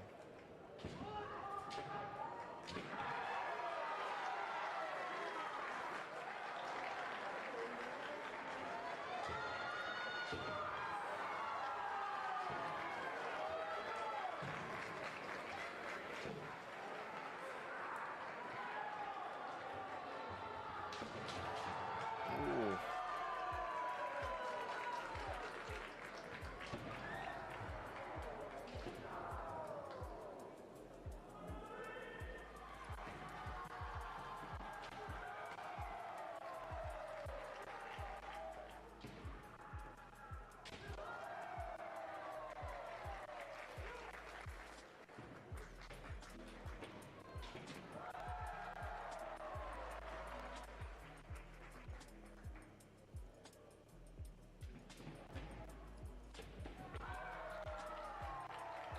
Very nice.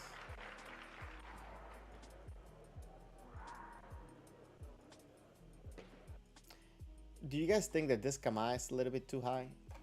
I think it's a little bit too high, right? I personally like to try to keep my kamae slightly lower to get a little bit more distance from my opponent. But I don't know. How do you guys do your kamae? Is it like this? Very nice entrance there.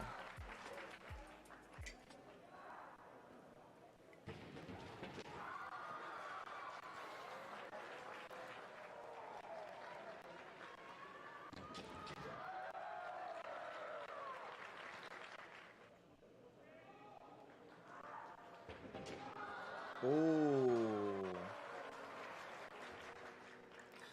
Okay, in this one, very interesting. Hold on. Because it's pretty much on place, right? So his opponent, the Polish guy, he comes in. He gives a little bit of pressure forward. Ragor, welcome to the stream. Thank you for passing by. So he pretty much stays in place, and classic Kotenuki man. Classic Kotenuki man. It's interesting. I think I don't remember who was it in one of my last streams that we're talking about what was your favorite waza, and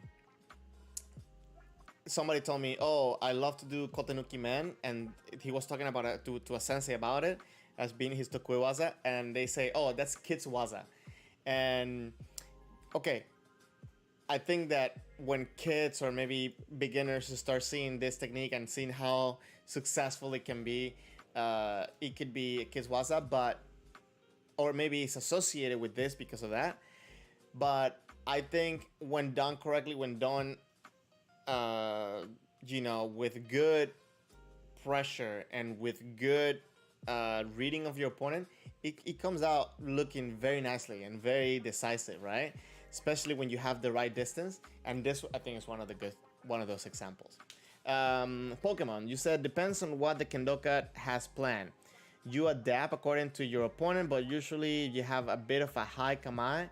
You don't like it too low. Okay, so quick little thing. Quick talk about kamae. I do sometimes see myself having a kamae that is a little bit too high. And I think normally when you're doing kata, for example, your kamae, it has to be a little bit higher. But I don't like to do it where it's parallel to a floor. Maybe if I'm coming in closer and trying to make an opening, I will do this to try to get my opponent to maybe try to suppress and then go around it. There's a little things that we do as we move around. But I try. Hopefully, I wish I had like two Kendo dolls like that I can move, like like the painting guys, whatever. Anyways, I like to keep my kamae not too high. First, because I feel that it exposes my kote, and also because it allows my opponent to be closer to me. But here, I feel like I can have a little bit more control. And if the opponent kind of opens up a little bit too much, it's easier for me to come in and close the distance for the kote. So I don't know, it's just personal preferences. I just don't like to have my kamae too high.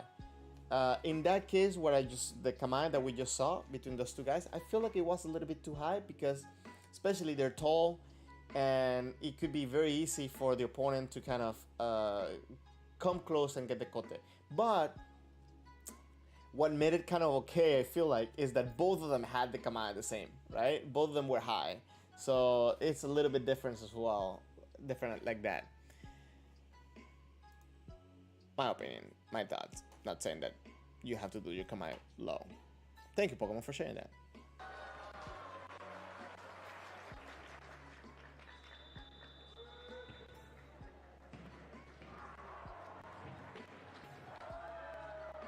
Very nice setup for the Hikiwasa. Another good showing, a good example of how Hikiwasa can be set up within the new COVID rules. Ragor, I hope I'm pronouncing this correctly. You didn't know there was Kendo on Twitch. Congratulations for the channel. Thank you very much. I haven't done Twitch because at some point I kind of got scared when there was like the whole like closing the channels when they were playing other people's content and stuff like that. And because I do this type of analysis of videos, I thought that maybe they would have like closed me up. So normally I do this now on YouTube. Yeah, I mean, if you have any questions or anything, please let me know. We also have a Discord channel that for some reason the Discord link didn't show up. So I'll put a link here from the server itself. Give me 1 second. Let me just do that.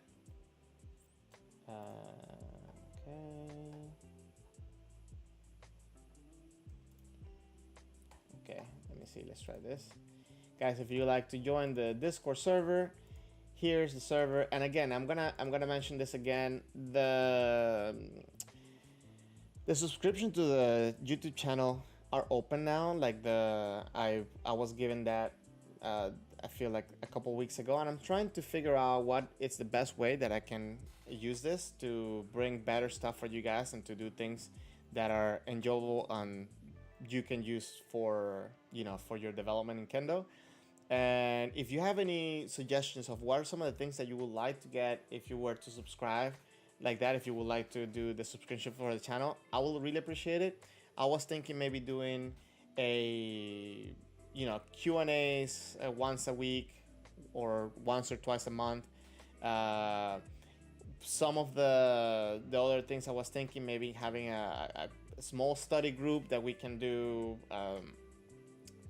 what's it called, practice together, private streams or something like that. Just give me some thoughts, some ideas. I will appreciate that. And Ragar, thank you very much. Thank you for joining the Discord server. I believe that's what you meant. And thank you for being here. Really appreciate it. Let's keep going.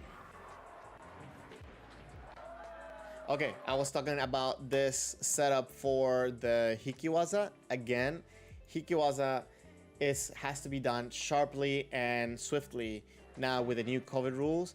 I think this is a good opportunity when the opponent has followed through, but not quite such a strong follow through, because I feel that he could have probably done another technique there. He went backwards covering. His opponent could have attacked again for a men right there, but he didn't. And Poland attacked with a hikikote.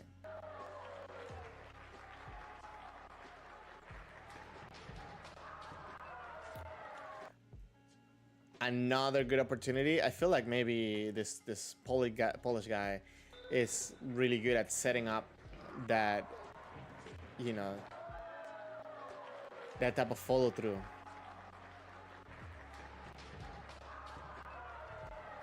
Very, very well aware of his opponent's whereabouts. Okay, now we're the semifinal, guys.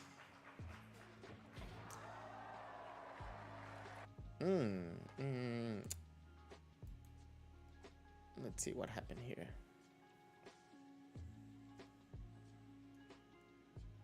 Okay. Maybe he hit the kote and then this guy missed the man.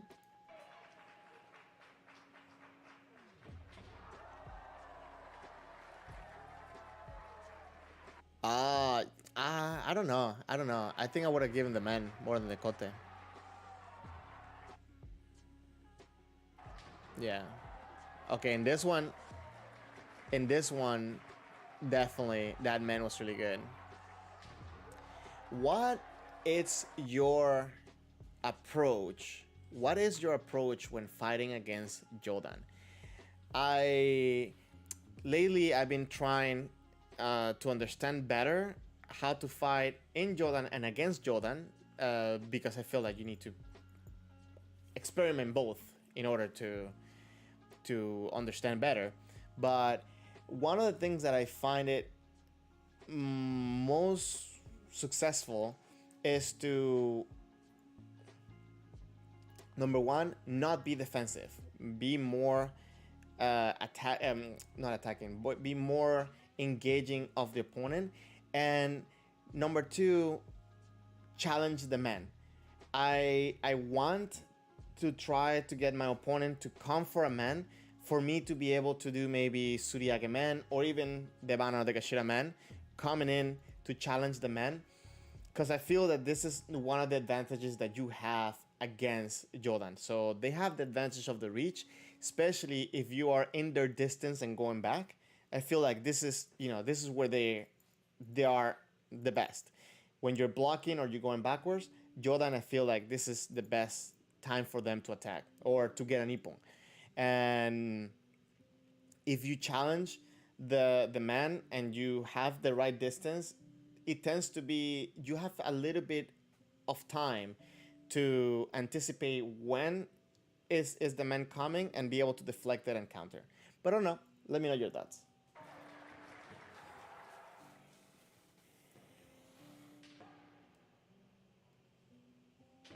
Oh, very nice, very nice. That was a very good approach from both players on how they came in for that man.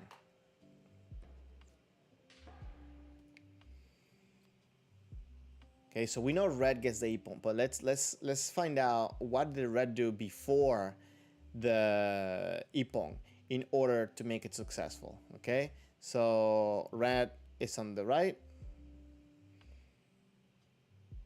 Okay, he starts the motion and continues the motion into the man. Didn't. Okay, so this is one of the things that this is surprising, right? Because he kind of missed the man, because not because I'm saying not because he missed the man in the sense that like his man went to the side of the opponent, but he actually, I feel that he went too far. Right? One of the things that you have to keep in mind when you're doing the Bana man is that you have to aim for where the opponent is going to be. I don't know if you guys can see my mouth. Yeah. where the opponent is going to be rather than where it is. So if you see the opponent is right here, and look, it looks like he's aiming at this point right here, right? So this is normally the mistake that I see we tend to make the most when going for the bannerman. We aim to where the opponent was rather than the opponent is. So if you aim to where the opponent is, your first of all, your attack is going to be faster because you're not covering that distance. And then it's going to be more precise, more likely to get the ippon. So that being said, your stepping towards the opponent shouldn't be this big, right? Should be compact and just enough to get the distance to where you need to be rather than where the opponent was. This is one of the most common mistakes I see when people are doing the bannerman. And myself as well. Don't think I'm not including myself into that one.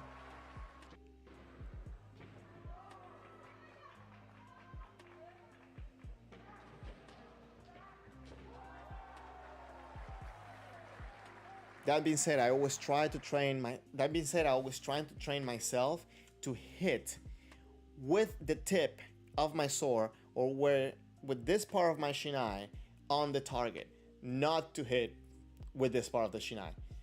This is normally what I try to do when I'm practicing my kihon, and I try to, even if I'm doing rensakuwasa, always try to aim with this, get a maximum extension, and try to be as strong as it can be with being as compact as I can make it, right? Hope that makes sense.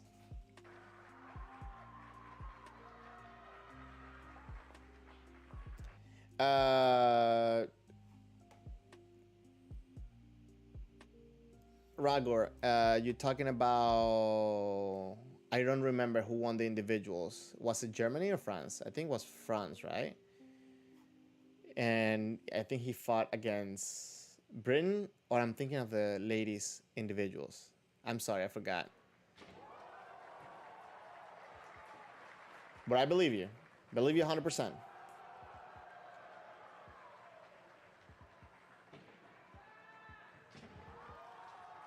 Ooh.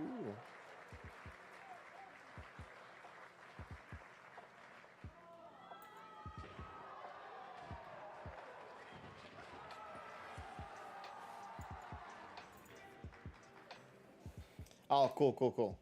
Thank you. Very nice setup too for the Hikiwasa. Not setup, but awareness of the opening, right? He went for one technique and boom.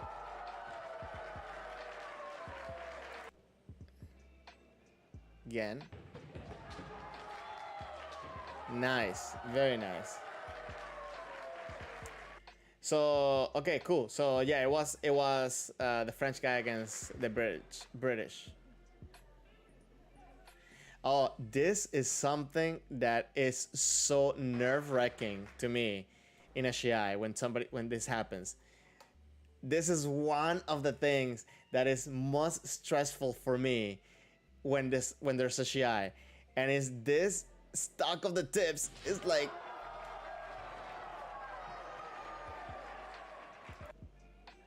This is one of the most stressful moments of a shiai, having the tips get stuck like this. Very, very nice. And very nice execution.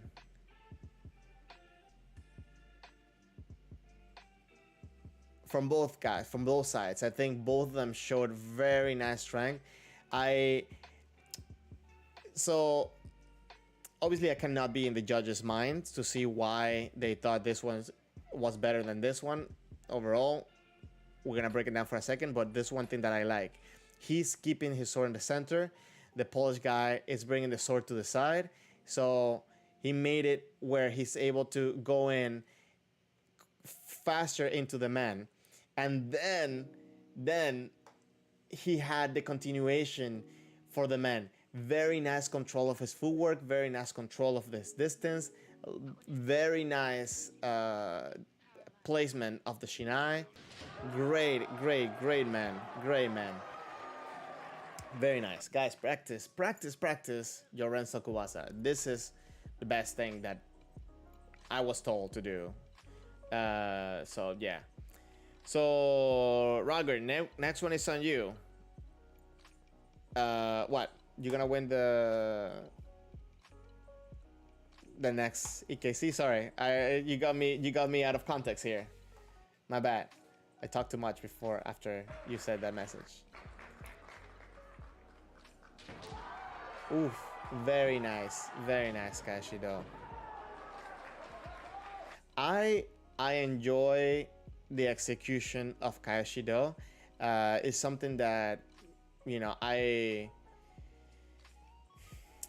find it very. It is one of the techniques that Kashido is one of the techniques that when I first saw it, I felt that you really have to put yourself in the path of death in order to make it successful. I clearly remember, you know, we have this thing when we first start Kendo that we think we're gonna be samurai, so we start thinking how the samurai did this and so on.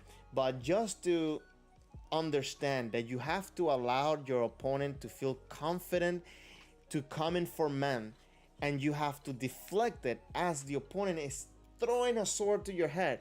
I always thought that was one of the coolest things that a samurai could do, to be able to face death, face the sword, deflect it and counter it. And you have to be calm, but you also have to be lit in order to make this happen.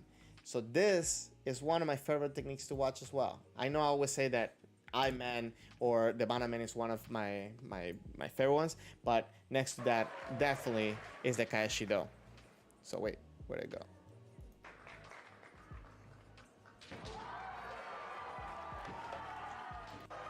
And there's a couple of things about Kaeshido that normally you don't see people talking about, or you don't see people catching on.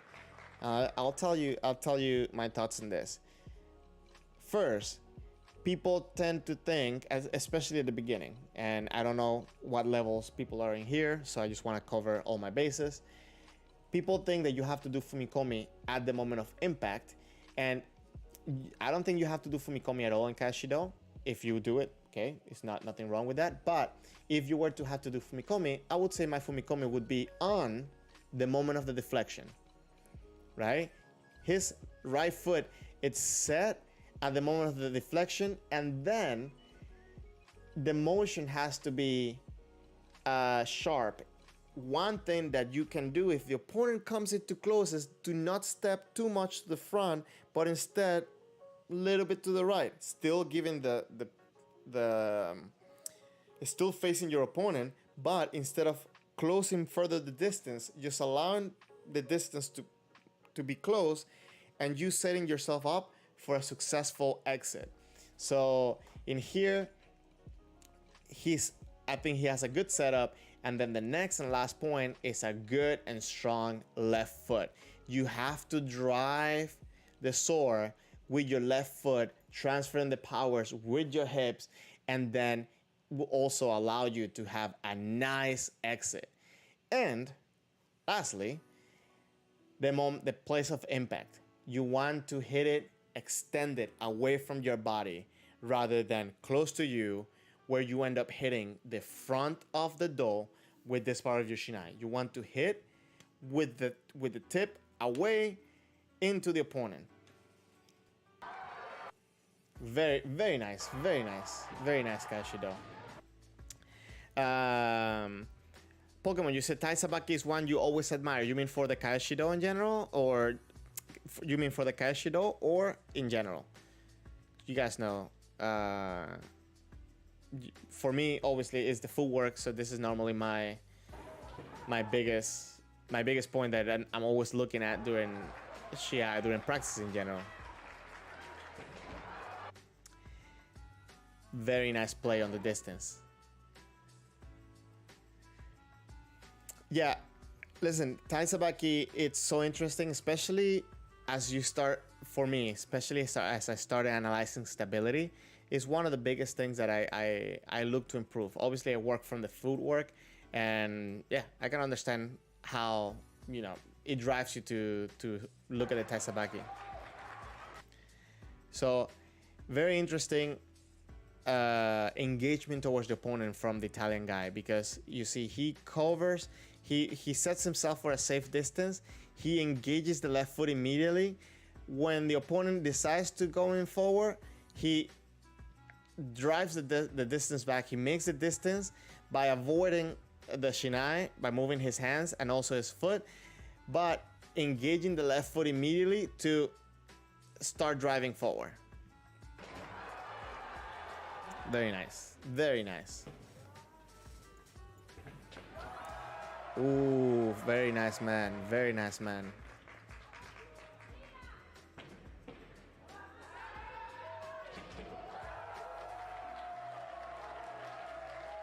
I'm telling you, Poland having some good representation as well. Really enjoy it, really like it. Ooh.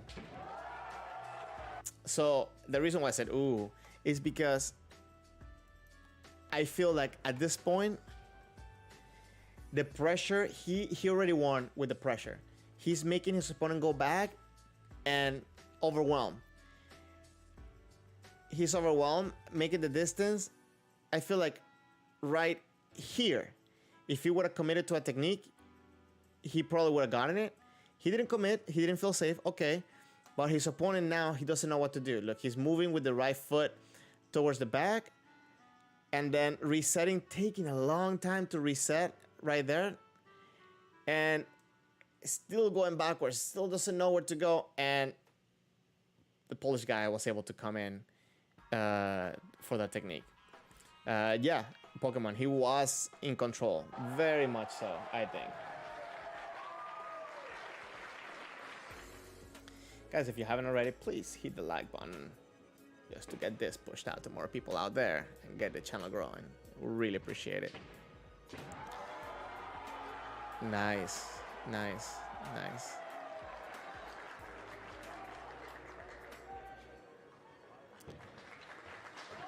Oh, nice setup, nice approach into the opponent. Okay. Okay, first of all, it's not rushing into the opponent. Not rushing into the opponent. Here, he's coming in close, giving the pressure, overwhelming a little bit of the Italian guy, especially because maybe he feels like he's in the corner, he needs to be careful. At this point, I think that I would have done maybe like Osai, right? Like I'm trying to come in and put pressure on the Shinai and see if I can get an opening there. He didn't do that. It's fine. That's, you know, that's his approach. He held the distance. Now, at this point, the Italian guy is on the defense. He's still going backwards. I feel that maybe if he would have done the same thing, trying to get control of the Shinai, it would have probably gotten the Polish guy to go backwards, but he didn't. And then the Polish guy just kept the intention forward. Nice pressure with a little bit of tame, and then gets here. He had an opening for the Yakudo, but he didn't get it because he saw the distance. Maybe he was trying to just push him out on the back here, push him out, and immediately went for the Hikimen. Very nice, very nice, very nice. Again, within the new COVID rules, this is perfectly valid. And one of the reasons I don't want to be any misunderstanding, one of the things is that if you were to just trying to close the distance randomly, like, you know, some people do the whole thing where they cover and then close the distance. This, they're trying to get away from this, right? But in this case, it was natural, it was fluid. They were putting pressure. The distance got short, so he just finished closing distance, did the push, went back.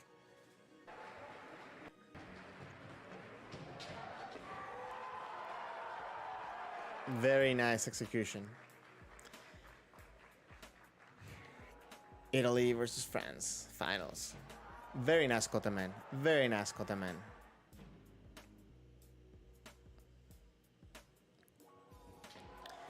Very nice Kotemen as well. Very nice Kotemen. And in this case, and I'm gonna just watch this one instead of the first one, because here both of them went for Coteman, right? But what I feel that made the French ippon successful in this occasion is because he started the motion forward. He was in momentum. So here he was reactive. He didn't even do the kote. He just kind of went back, tried to cover the kote, and then went for the man. But the French guy was already in motion, so it makes it that much more easy to reach over for the man. Even though it looked kind of like he missed, but we're not gonna talk about that. Oh wait. Was I wrong? I had it. Oh, okay. Sorry, my bad. So I really like the Italian Scotta man. Okay, my bad. I saw it wrong. So French guy, he was behind. I feel that if the Italian guy would have connected the man, he would have definitely gotten the man before his opponent. The French guy managed to make his opponent miss. Maybe it wasn't that he made a miss, but regardless, the Italian guy missed, but the French guy managed to get the ippon in place. Again, if the Italian guy would have been a little bit more precise, he would have gotten the man. And I feel that the reason for that is because he was in motion. So I like the approach that the Italian guy had into the kote man. Unfortunately, he missed the man, and the French guy was on point and managed to get the man in that moment.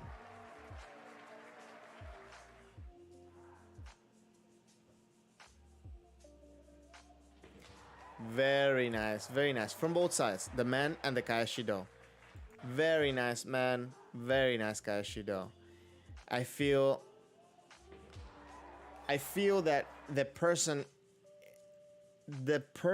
in control was the French guy, but the Italian guy kind of had already this set technique, and I wonder if he had this technique because he gathered the information throughout the match. Maybe he felt that the French guy was very strong in men, so he had this already in his mind. Because I feel that the pressure was given from France, and then Italian reacted with the Kayashido, reacted very nicely. I'm not gonna say there's anything wrong with that. Just saying, I think both sides had a very nice execution. Very good as well.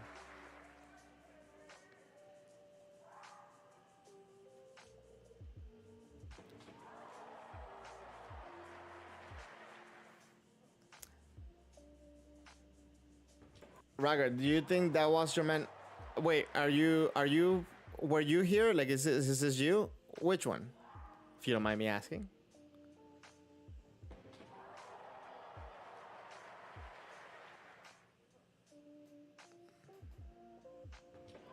Oh, okay, cool. So, nice. Thank you for being here. Man, if you would like to maybe do a call and we can talk about how you felt about the EKC and all this stuff. I think a lot of people will benefit from it.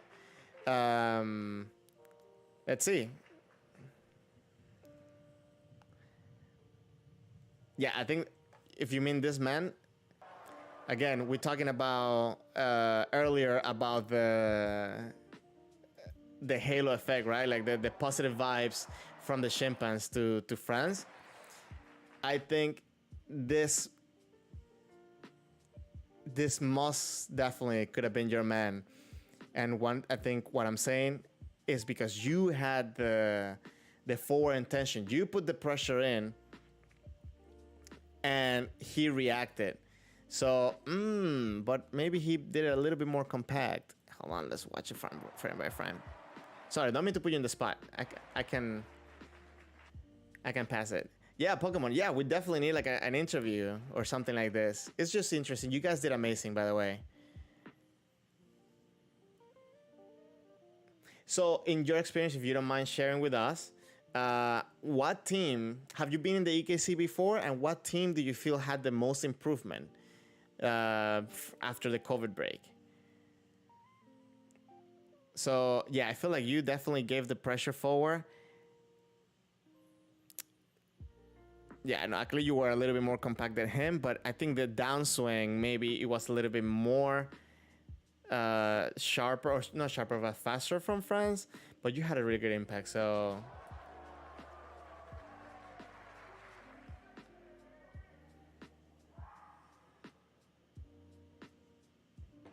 Oh, very nice, very nice. Again, really good play on the distance. And I'm sorry if I'm picking on you right now. Not picking on you, but like putting you the spot because we know you're here. If I would have known this earlier, I would probably talk more about you in the ippons before. Um, Let me see. Very nice, very nice. Avoiding the kote and then executing the man, kote no ki man. Very nice distance. I really like the fact that you were aware that your distance was better on the way back rather than on the way forward. Very nice, very nice. Pokemon, you said that makes you wonder what the coach said about his shiai. And Bronze, are you also an EKC player as well?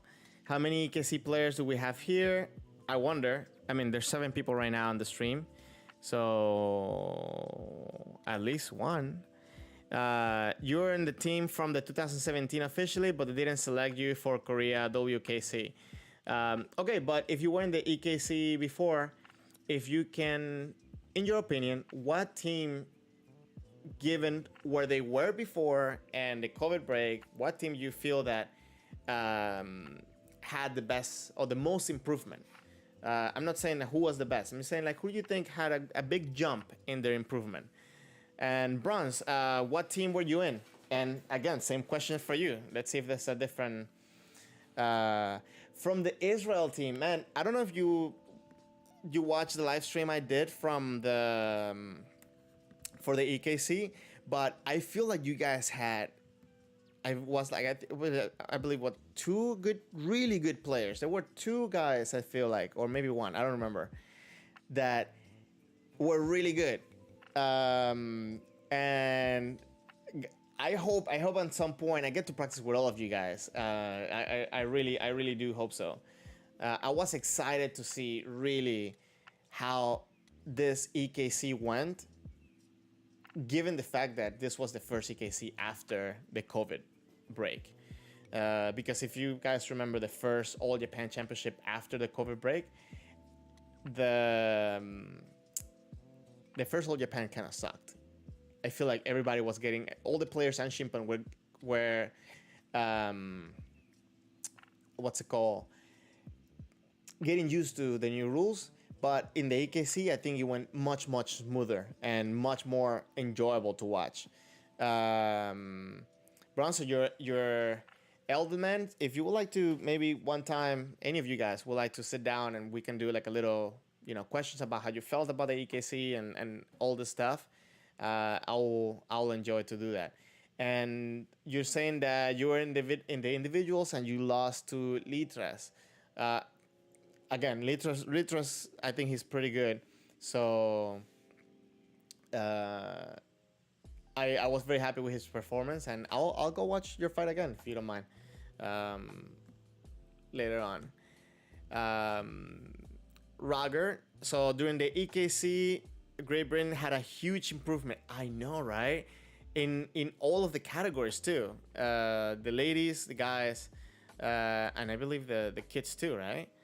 I don't remember the kids though. I was very impressed with the Spanish kids, but because they made a general change with many strong young people. This is the future though, and that's one of the reasons why I feel that Greek Kendo is kind of staying a little bit behind, is because they don't have kids. And I was talking to some of the senses over there, and it's because of the loss of the federation, the loss of the country. It's hard for them to get kids into the dojo. So you can see how much more improvement the countries that had strong kids, you could see the Kendo going up to the adults. So kids are the future, man. And you saying that, I think it's another reassurance for me that's that's what's happening. We need to have kids because they will challenge us, and they will also bring up the kendo in the future. So, anyways, nice ippon there.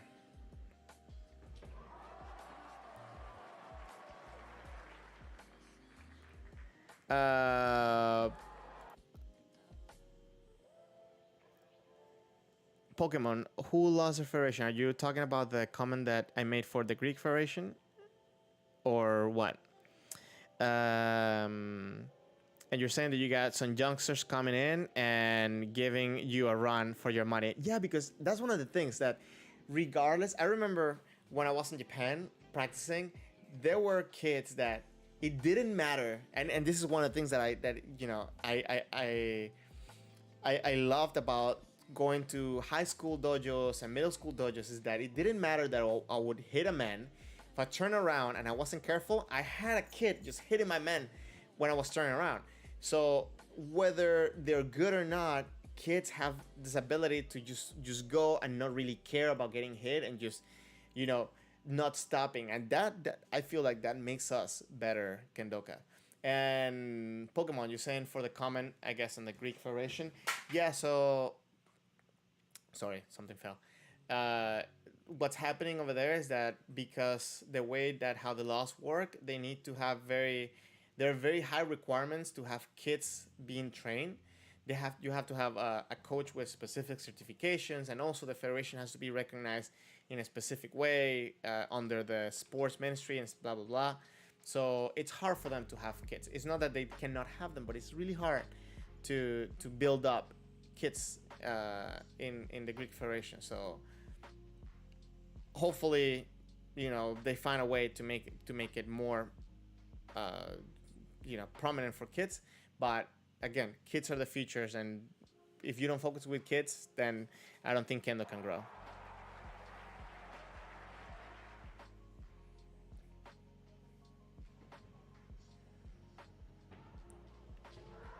Oh, very nice. Very nice. Oh, okay. So that was the end of the video. Give me 1 second, guys.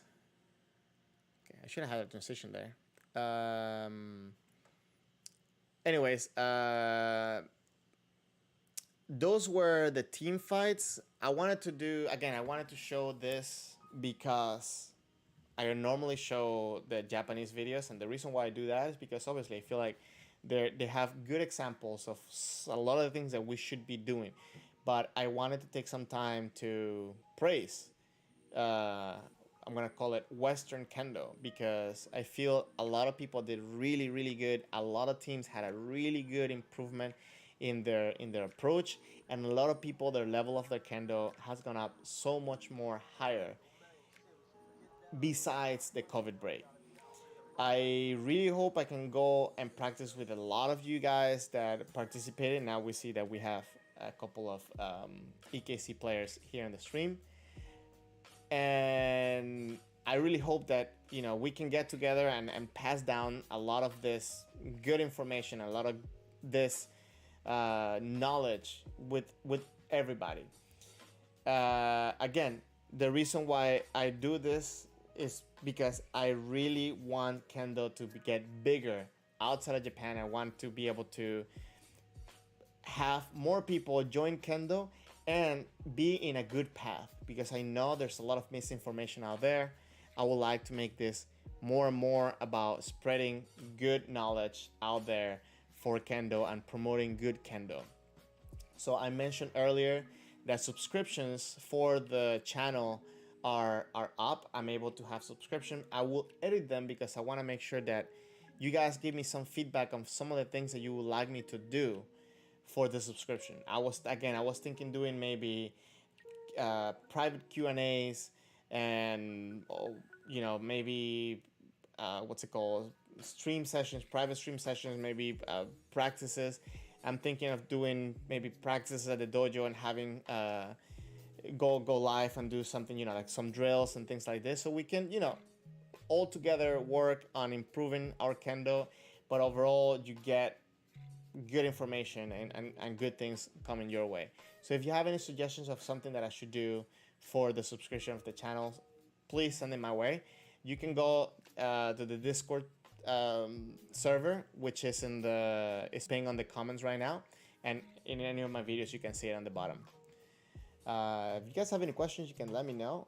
Let me see.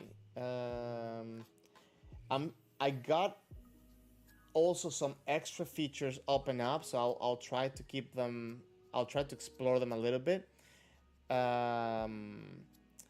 I don't know if you guys are getting commercials throughout the stream. Please let me know, because I would not want you guys to have commercials during the stream unless I put them. I have a button that I can press and it's supposed to be giving an ad, but if you're getting commercials in between, let me know, because I wouldn't want that at all. Unless like if I'm going to take like a bathroom break, I would press that and say I'll be right back. That being said, I want to press that button just to see how it works, but I'll do that at the end of the stream. Again, guys, thank you very much for everybody that passed by. Pokemon, you're saying, will today's 14th All Japan Perfection Championship be worth doing a stream on? We don't have an English commentary, and we didn't tune in this time like we did for the EKC. Roger, you're saying there were no commercials at all. Thank you very much. So, Pokemon, you're saying there is a All Japan going on today? Man, literally, I landed on Friday here in US, and besides unpacking and setting up for the stream, I did practice yesterday because I'm a Kendo addict, so I had to go to practice. But I am out of the loop. Let me see who's streaming it right now. Is it being streamed right now? Let me see. Give me 1 second to check.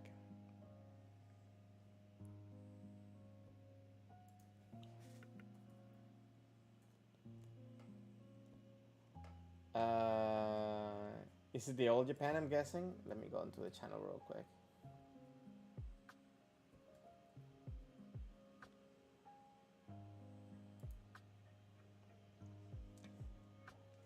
Back-to-back stream? I mean, I will have to take a break though, just to eat something because I'm hungry.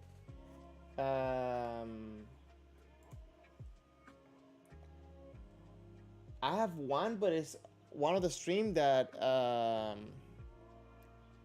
okay, so it was streamed. Avi, yeah, how you doing, man?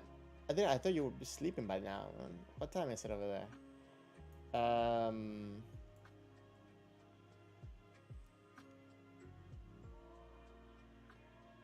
So there was, guys, if you, okay, oh, you posted the link on the Discord, man. I'm sorry because again, I came in, I haven't even sent the emails to say thank you to everybody that had me over there in Europe and all the stuff, but I've been out of the loop. Let me check the Discord server. So there was a stream, but do you know if there's going to be another? Let me see.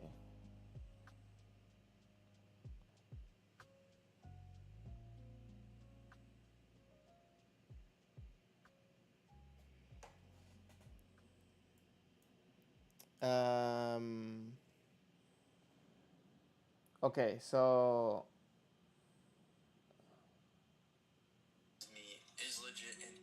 okay, hold on, I got commercials here. So yeah, I think it happened already. I'll be more on top now that I'm here. If there's an event, I want to do more of this stuff. So yeah, this one happened already. So what I will do, I'll probably use the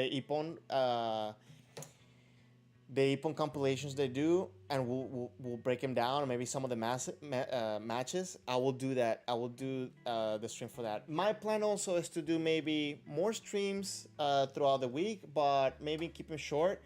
The reason for that is because I want to catch people from different time zones to make sure that everybody gets a chance to maybe ask questions, and we can talk about Kendo and have fun. So maybe I'll do shorter streams, maybe like an hour and a half here and there to do that. And you guys can now, because I'm putting everything more together into a channel, you can go into the tab for the old streams and you can go back to them. But yes, and if there's a new event happening, I will try to make it where we do the commentaries, we talk about them, and we just enjoy the matches. And hopefully we can get some Japanese speakers in there as well, so we can get some of the translation of what the people are saying during the tournament. Anyways, guys, thank you very much for passing by, watching over in the stream. I'm going to cut it off here. If you guys have any questions, you can send it to me in the Discord channel, in the Discord server, sorry. And what I will do again is that I'm going to press that commercial button now that I'm heading out, just to see what it does and how it works. But before I do, I wanted to make sure that I say thank you guys, and you guys keep me motivated to making this happen. So, and Pokemon, I have a friend to do an interview. He lives in Japan, and we wanted to do a stream asking him questions about how to go to Japan, make it affordable if you want to go there for school, and Kendo, and some of the things that you can do. I need to set it up now that I'm here. I need to contact him again to see when it's good for him, and I'll keep you guys. I'll put the news on the. Obviously, I'll make the stream public before it happens, but I'll put the news on the Discord server. And if you have any questions that you'd like me to ask them in advance, you can send them to me, and if not, you can always post them as I go live, and we can do that. What else? Again, please send me any suggestions you would like me to have about some of the benefits that you will get from the subscription. And again, I will use the profits obviously to make this channel better, to give you guys better stuff. And hopefully, I was thinking maybe getting a Japanese teacher for the Discord server, and maybe we can do a little group, a little class. And I would like to have something going on with that, just to make it more, not just me doing this, also bringing some information from other people, because I want to have an interpreter at some point that we can take advantage and do this interview for people from Japan. Pokemon, you say thank you for the stream. You will hope that I hope it will happen soon. A kohai of yours is planning to go in September. Where? Here? Trying to come to Miami? Let me know, and we can work stuff out. If you need some recommendations, some things, some help, anything, I open my doors. Okay, especially the dojo doors. Anyway, guys, I'm gonna hit that commercial button just because I'm curious to see what it does and how it works. I think it will be amazing, especially when we're doing the long streams for the events. I can do a bathroom break. And so yeah, after the commercial's done, I'll be out. So thank you guys for being here. Really appreciate you, and I'll catch you guys in the next stream. Okay, if you're still here, I don't know, but you guys have a good rest of your weekend.